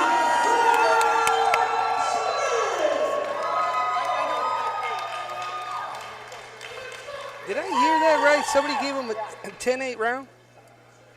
Yeah. Who would give it a 10-8 round? Fighters right here, fighters right here. Why? I did not see anything in there that would warrant a 10-8 round. You could probably give the first round. It was a lot of Casey. Who do we got next? Joey Beatrice's debut from 9-9. Should be very interesting to see where these two go.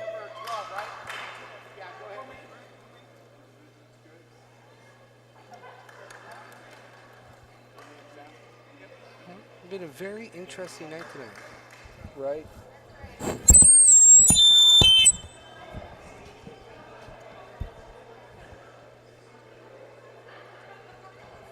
Oh, it's really loud, isn't it? Right? My ears are bleeding. I don't know. Ask Terry if they were supposed to split, I think. Okay. Here's a little red before. It's just one of those what is red. Yeah.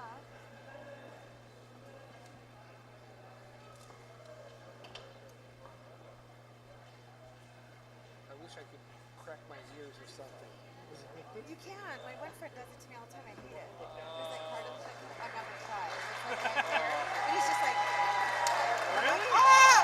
So you can crack the cartilage in your Oh, ear? absolutely. There's two like pieces of cartilage. Like, so he loosens it and then he like squeezes it like pop rocks and then pulls it. That's weird. Does it hurt? Oh, no. It That's doesn't what I hurt. said. Dislocating your ears.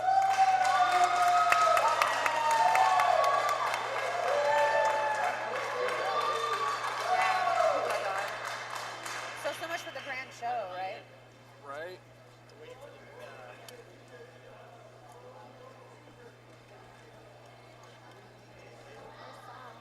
What? The DJ left. What? I got an ankle. You only paid till 9 o'clock. I'm out of here. She said at 10 o'clock I'm in the house. I'm out. Right. That's so not cool. I hope T doesn't hire him again unless he did it for free. Big boy boys. Hi. Not today. Not today? What do you do? Oh, I didn't hear what he said. I was like, my butt hurts. Dude, if I'm team, T's got to be big.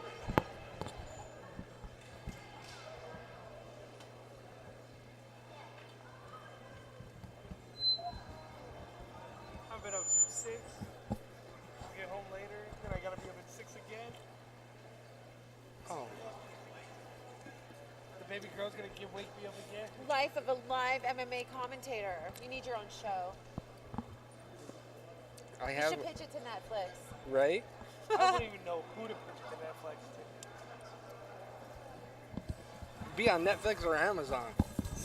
Hulu. Hulu? I don't even have Hulu. I don't have any of it. Can you believe I'm a technology free house? I don't have TV. I only have Wi-Fi. That's it. You're broken. Huh? You're broken. No, I just don't have time. Seriously. I don't You're even always see. out and about. Yeah.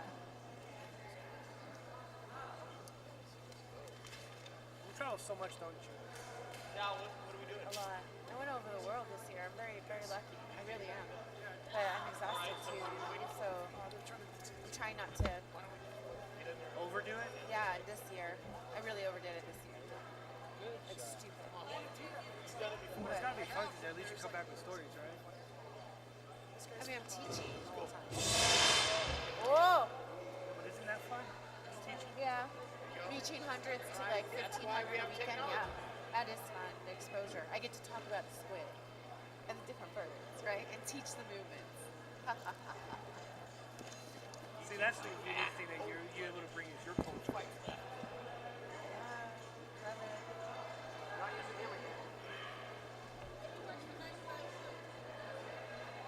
My butt hurts. I don't want to go stand somewhere. There's nothing going on right now.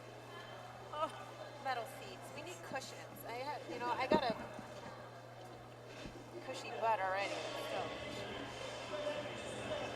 Oh, so Robin, he's gonna be the DJ too. Go, Brady. Go, Brady. We should probably adjust Next birthday. It's too late. All right, ladies and gentlemen, let's welcome our next fighters and makes his way to the cage.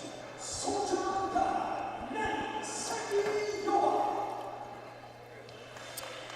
Sikiyaba. Manny Sikiyaba. Hey!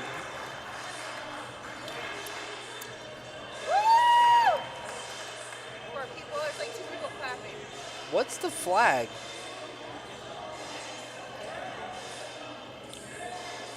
Manny Sikiyaba versus Joey Beatrice. A heavyweight battle that's going to probably shake this ring. Football player.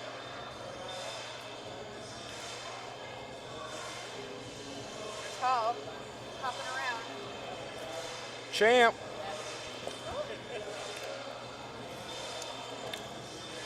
Champ. The champ is here. The champ.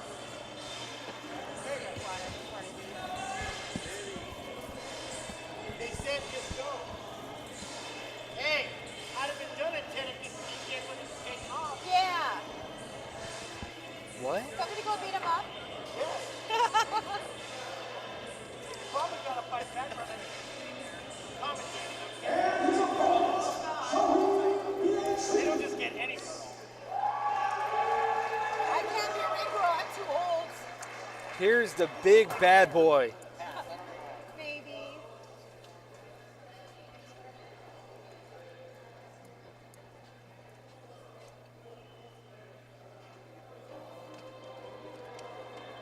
Wow, big boys. Big boys, what you gonna do?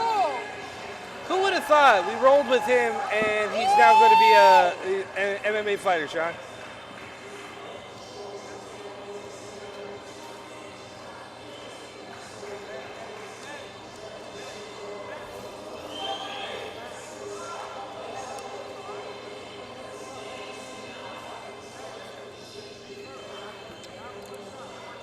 Now, the story about Joey is that he was a big kid,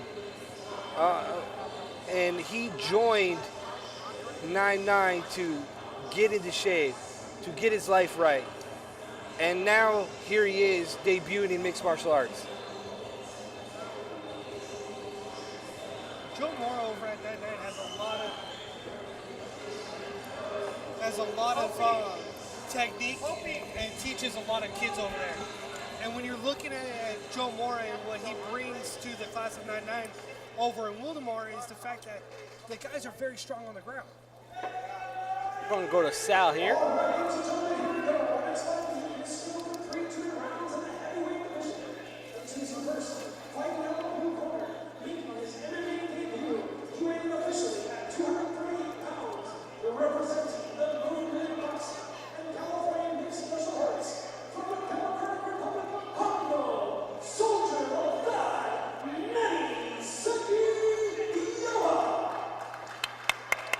Does he have the same nickname? Also making his MMA debut, he weighed in officially at 221 pounds, representing 9'9" Jiu-Jitsu from Lake Elsinore, California, Joey Piatri.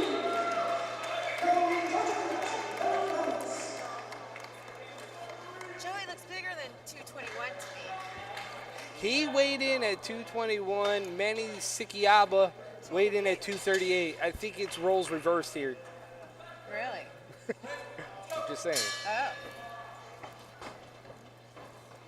Two big heavyweights coming Yeah, out trading. Yikes. Let's see if Joey can calm down. Oh, that was. Makarewski. You That heard was- that left leg kick. Oh! And Oh my there's Beatrice God. doing what he does. It's hooked. It's hooked and it cannot stay.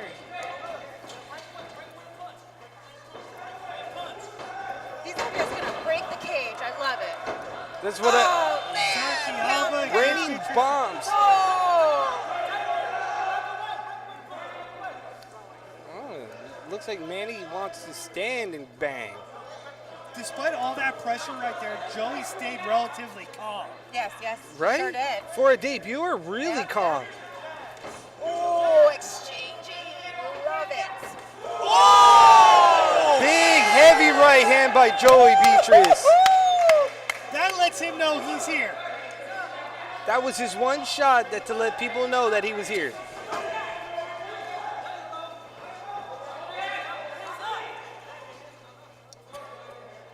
Love these guys. Barn burners. Scary. They got some big old meat hooks on them. Meat hooks. Look, nice. 20 seconds in the first round. We got a couple leg kicks by Joey. Oh, man. Catches the leg kick of Manny. Drives him back to the cage. Such power. And you guys are pretty fast. They are. They're pretty agile for some big guys. But what was interesting was that it was as if Joey, when he first started, was a little tentative. But as soon as he got hit, He knew he was in a fight. yeah. See, I like those guys. Those guys know that this is where they want to be. They Talk take very the- Italian. You know, I like those guys. You know, this is where those guys want to be.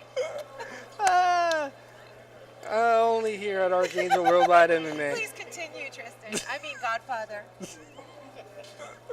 Only here. So see what we have here is a debuter who went ahead and took a shot and then came back. Only here at Archangel Worldwide MMA do you get everything kind of wrapped up in one, We make a great team. What can I say? right? I want to. Familia, right? I mean, a mafioso familia. Very true, I want to change it for the world. right? If I dressed black, I would look like I was in the mafia. Yeah, we should do black next Archangel. Yes, all black. Okay, Black so- out. Done. I'll wear some lace. I'll make sure I don't cut my hair, so I'll slick it back. Break time over. Going into round 2. We'll be back at the These guys are vicious. I'm scared that what the is cage it? is The gonna break. auditorium. Well, that's where Okay. we'll be back next time. Ooh, nice overhand right by Joey.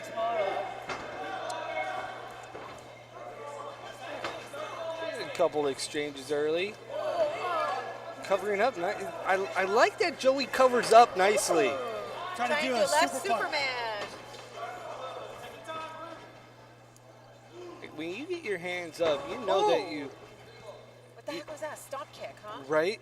Ooh. The side front kick to the shin. Connected. That right hand again, and that looked like that hurt him. He's wincing in pain and closing his eye. That left eye is closing. Calm down, Joe. Joey needs to calm down, breathe. He's got him in the spot that he wants him. Side You know, control. this is round 2, and with these bigger guys, if they don't train their cardio, this Knee is on the exactly where stomach. they get exhausted. So Manny should just needs to chill right now. Dude, he had his left knee up on the chest of Manny. Wow, these knees to the ribs are beautiful. He knows what he's doing. Talk about precision. Now he's calm. That's the thing, watching Joe Mora in his camp over there at Wildemar. He teaches these kids, and some of the guys that he has over there, I mean, they're scary. Oh, face shots. Is he going to let Manny up? He's going to, no, he's going for it. Raining bombs now, Oh my just God, hammer oh my fist. God, he's going to call it. Larry's going to call That's it. it. Larry called it. TKO. Joey Beatrice gets his debut victory. Manny presented well, though. I have to give it to him, too. Most definitely. Yeah. Again, we go back to debuters. You either get the light switch turned on or you get it turned off real quick here. Another amazing fight here. Absolutely, and you have to really know that this is something you want to do, and clearly Joey wanted it that bad. Yeah, I mean, 12th fight of the night here at Archangel, Worldwide MMA at Riverside. This was right up there with Fight of the Night. Yeah, no, I agree. I can see why they kept this as the second to the last fight. As Manny's getting examined here. Yeah. Looks tired, exhausted. He's breathing heavy. He took a lot of shots to the head, though. He keeps pointing to his left eye. Oh, no. So I don't know if there's damage done to there or what, but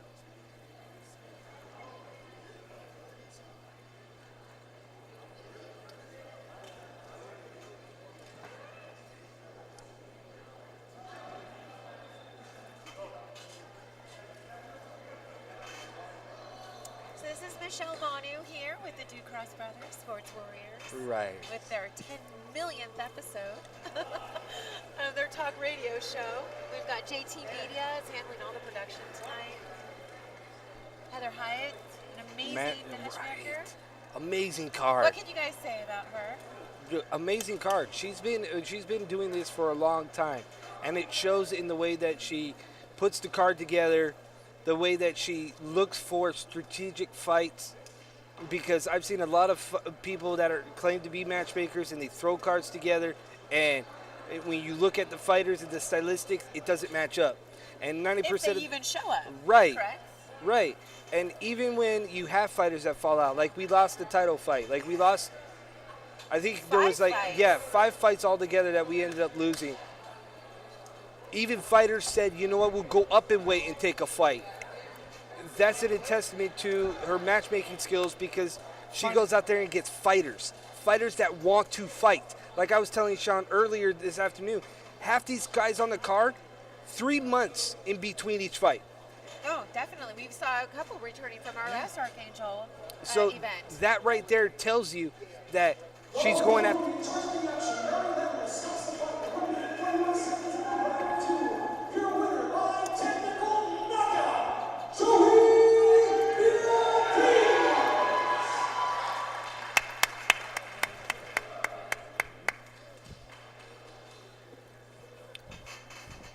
It's always nice to see debuter come up and put any doubt that was in his mind and shut it off and finish the fight. I love these two fighters. I love their spirit, their determination. When you are able, Yeah. That means talk about him. What can we say about him? hey, let's get Joe Moore on the ones and twos real quick. Get him. Hey, Sean, Joe Moore, get on the mic. Let's talk to you, big boy. We're gonna talk to you. Oh man, you're gonna talk to me, put me on blast like that? Yes, absolutely. All right, guys, we're here at Archangel Worldwide MMA at Arlington High School. 9-9. We've been there. We've seen you grow from nothing to something. Now you have a guy in Joey Beatrice that just debuted here in his first fight. What can you say about that kid? Because I remember him when he was just a kid that just rolled into your gym and was just looking to get back into shape, and here he is now, 1-0 inside the cage. 1-0. A lot of heart. He puts in the work. I'm a firm believer in bringing them up slow before they fight. So he's been training a few years before we even get him into his first amateur fight. Also believing in that 25 amateur fights is about good. Depending on how he ranks, and if he wins all of them, perfect. If he doesn't, then he's got to keep going before he goes pro. Some guys go pro after 1 fight, after 5 fights, after 4 fights. No, man. I believe 20, 25 fights as an amateur, and you have to win about 95% of them in order to go pro. If you're winning 20, if you won 20 fights out of 25, Bellator's calling you. Absolutely. You know. So- one thing I noticed in this one fight was that Joey looked like at first he was a little tentative, Yes. and then as soon as he got that first shot where he got hit, he was like, "Oh wow, okay, I'm here, I'm doing this." It works. And a light switch turned on him. It did. And then he found a home for that right hand, and it was just night and day. Then once he got him down to the ground, It was beautiful. We're gonna work on some things, clean it up. I don't have a lot of fighters, but the guys I do have, we spend a lot of time with them. We don't have like 40 fighters or 30 fighters. One amateur fighter, another guy amateur fighter. They fight separately, so we don't ever have to coach 2, 3, 4, 5 guys in one night. I want to spend my time with just that one guy and babysit him, be there for him, mentally coach him, focus, and not let him get sucked into another guy's fight. Have your game plan and stick to it. and So, that's exactly what it looked like with Joey Beatrice. Congratulations on the victory. thank you, sir. Thank Looking you, forward to guys. seeing more from 9-9. Yes, sir. Come by and visit me sometime. Yes, Absolutely. absolutely. Jen, wait a minute, who had the baby? He I did. did. Oh, congrats, bro. How you like being a Thank you. dad? It's great. It's fun. Oh, man. Little girl. Little girl. Get the guns ready.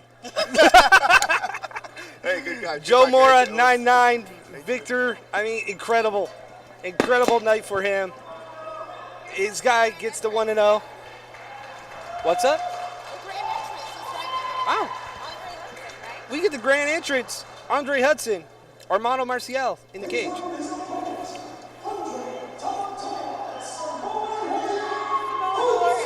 Haka.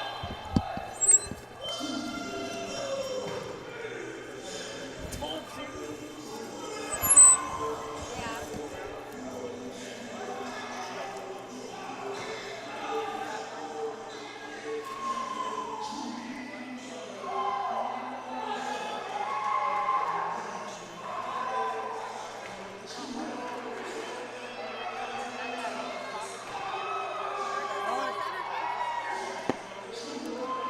Andre Hudson coming out to the Haka.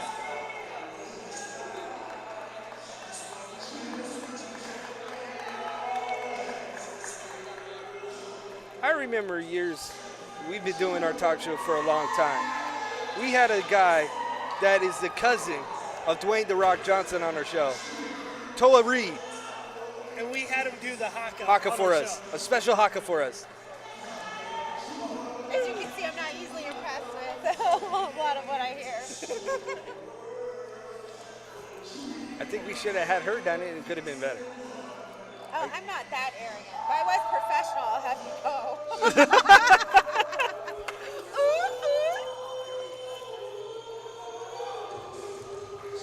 I feel like if he would have owned it a little bit more instead of sliding around and just stayed and did it, it would have been better. Here, this. The Haka, Oh, what he's channeling his ancestry right now. That's what's going on. So this to us looks like a dance, but he's actually calling on his ancestors to be with him while he enters this fight. That's unique. If nobody knew that, now they do. It pays to have a quality female Yes, on it life, Mike. Just kidding. I Yes, it understand does. what As you're we've been going touching on that almost all night. Funny.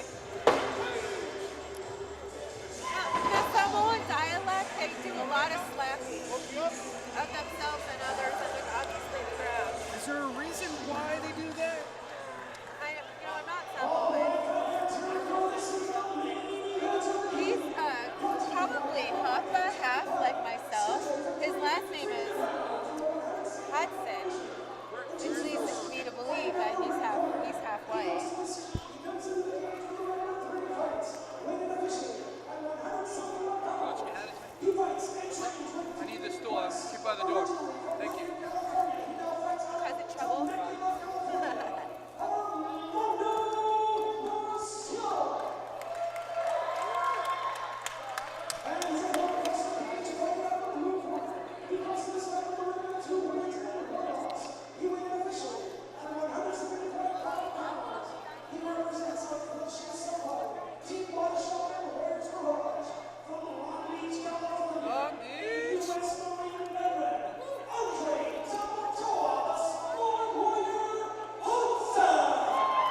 Tamatoa. Tamatoa, okay. Does that? Toa is like koa, so toa would be the Samoan version. Koa means warrior. So we have Armando Marcial in the red corner, and we got Toma Hudson in the blue. Takedown immediately. Not even 7 seconds in the first round. Andre ate that kick, walked right through it for the takedown. Something we've been seeing a lot tonight is a lot of guys that lead and go for that takedown really quick Yeah. to set that tempo of the fight.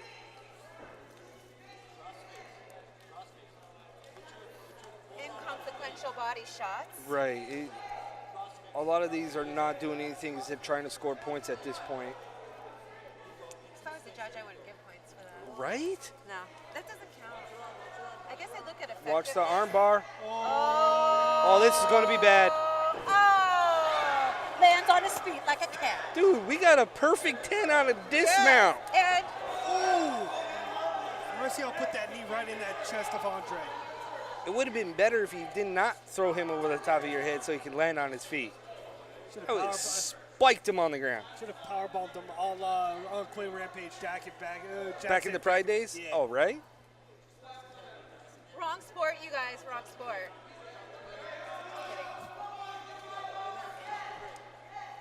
It's got quite chilly in here tonight. Yes. That's because doors are open. It's like 40 degrees outside. And these guys are in short shorts. So how do you think I feel? Right?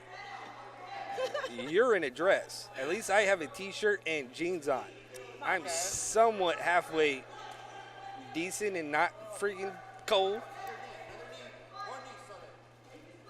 Oh, that almost was a low knee by Marcial.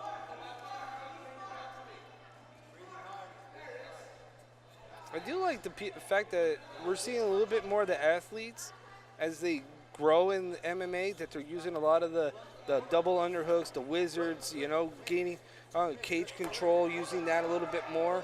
Hudson Where just wants to take this guy down, and he's not cooperating. Right. Well, that's the thing, is that he's telegraphed in a lot of his takedowns. Like, And he's right working for it. lunge, and left lunge, and right lunge, Right? and left lunge, and right and left.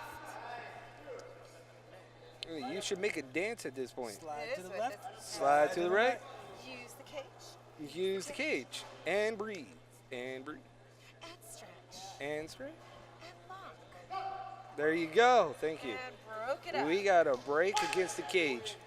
Because if you want to do a do-si-do, that was a prime example, and we're going right back to the cage. They liked that position. Oh, absolutely. Cage control, that's what it's coming down to right now. Okay, but he's not Randy Couture where he's going to lean on you and We'll find suck out. all the breath out of you and then destroy him in like 2 seconds. You got 9 seconds left here in the round one. Ooh, that hurt. Anything to the quad, man. Trust me. Right, that Ouch. inside knee. And break time. You don't have to hit hard in the quad or the hamstring to go, ooh, that hurt. Anytime you get a Charlie horse, dude, that is no joke. I bruised my quad No, before. That man, hurt. I no couldn't joke, walk. I was like right? straight-legged like for 2 weeks. Dude, you should so look up the you movie. see, you see Michelle walking like, what's Right. wrong? You have no idea. She that- was that doing the hurt. salmon. Knock it off. I'm You telling were it's doing the bad. salmon. Like, what are you talking about? Like, So how that's did you pull that one off? You don't even want to know. I am not sharing. Different story for a different Yeah. day. It involved alcohol. doesn't everything revolve around alcohol? See, And yet told she you, was the one that was trying to do the contest? right? And she wouldn't even do it. She was already saying that she was I going was to a long antagonize us. time ago, okay? I refuse to relive What, this. last week? I worked through it with my therapist. Okay, we're good. Last week counts as a long No, time ago? I can't. Well, Well, look, so you know I have use of my legs, so it was last week.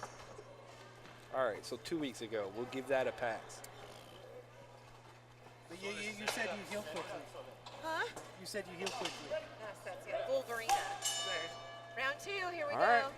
So Andre Hudson, blue in the blue tape.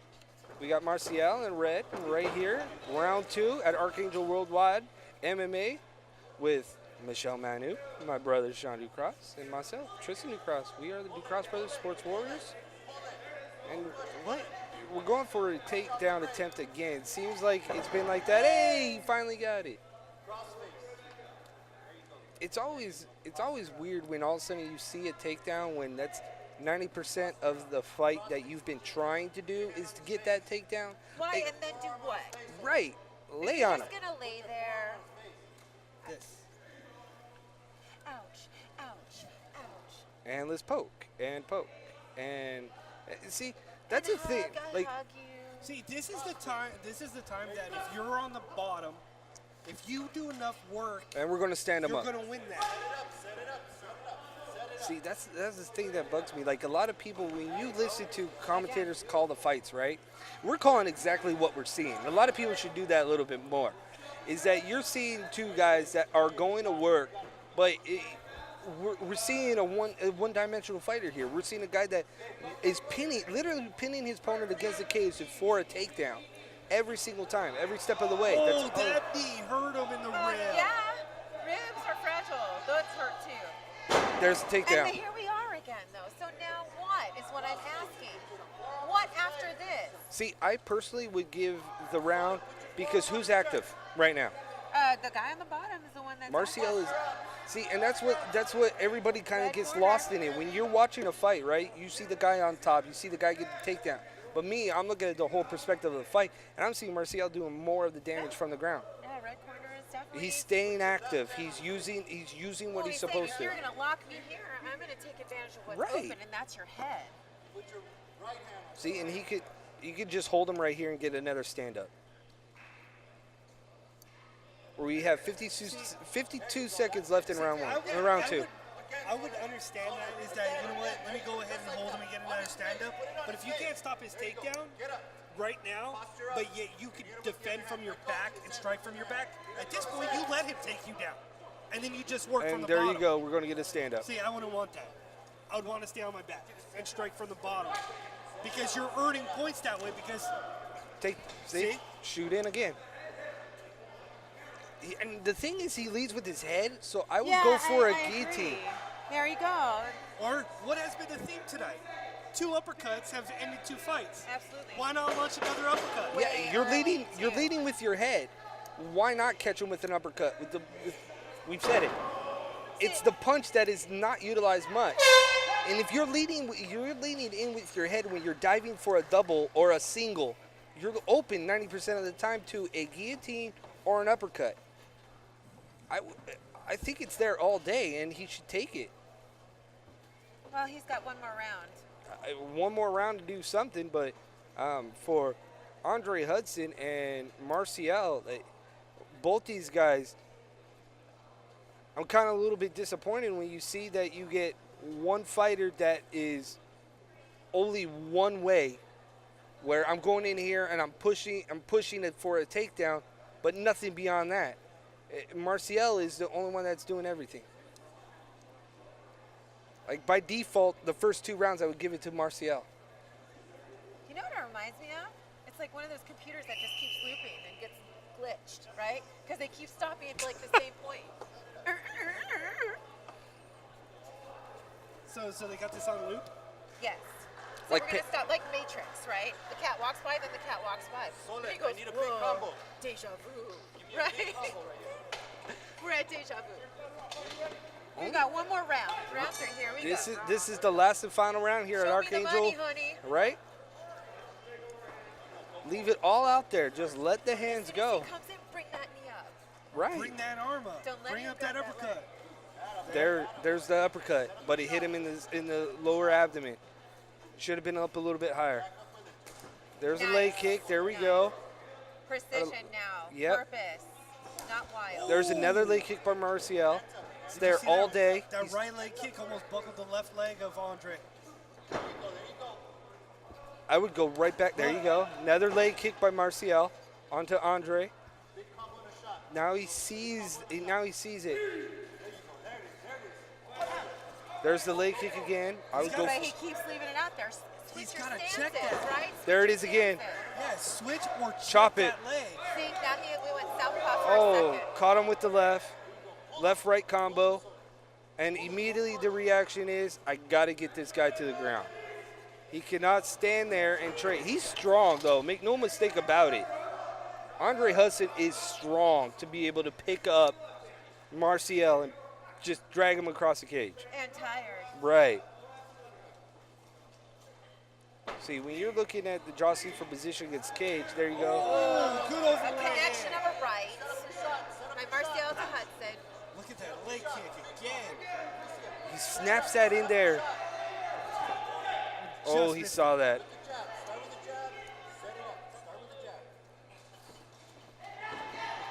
They're both tired. They're gassed. Yeah.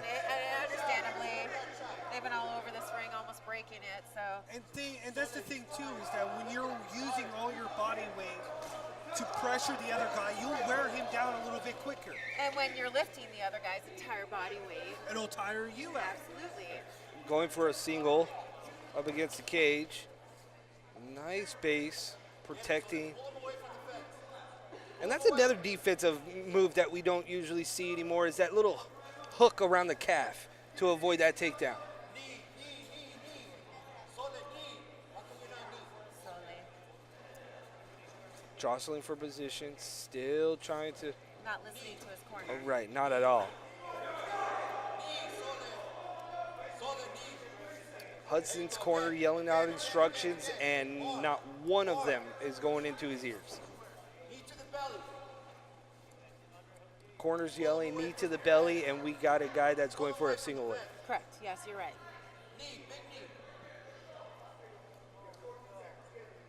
We got almost 10 seconds left. And there we go. Third and final round, and we're going to go to the judges. It's not over till it's over. It's going to end exactly how it started. Huggy Bear. Correct. Let's hug it out, people. Let's hug it out. Just like them. that's Just like them. Oh. See? Good night of fights here at Right. Archangel. Right here at Arlington High School in Riverside with your favorite commentators, the Ducross Brothers, the Sports Warriors, Tristan Ducross, Sean Ducross, and the legend herself, Michelle Manu. Yes. Never a dull moment. Never a dull Never. moment at Archangel Worldwide MMA. And we make tinsel look good. Oh, absolutely. I get to keep this, right? All right. Dang, twist your arm. Jeez. I thought I made this look good. Just saying. This is going to be very interesting to see what the judges come back I was with. just thinking the same thing. I'm like, This is gridlock. right. It's Who going mer- to who the merges judges. first? Hey, Sean, take a peek over on the judges' score table. Let's see what we got.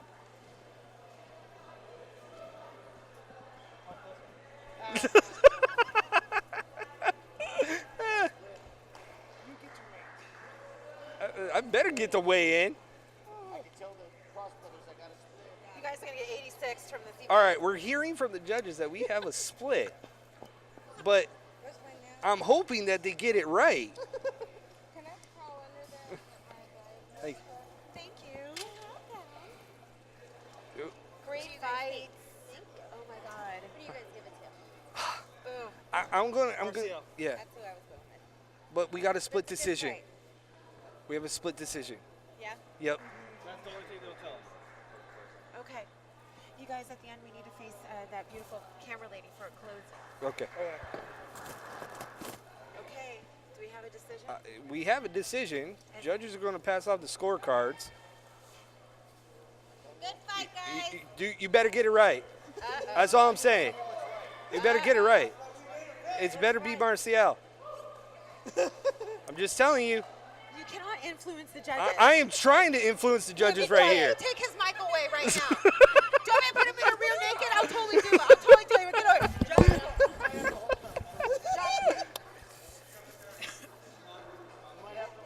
I got $10 from her. I love you, Nancy. Nancy. Here we go.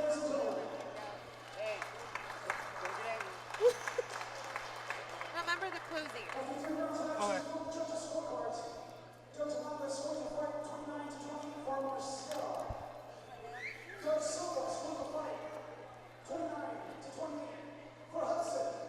Ooh.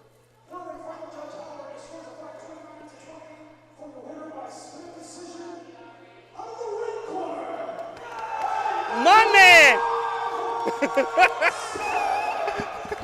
Had to keep you in suspense. And the way the night's going, you might talk to me.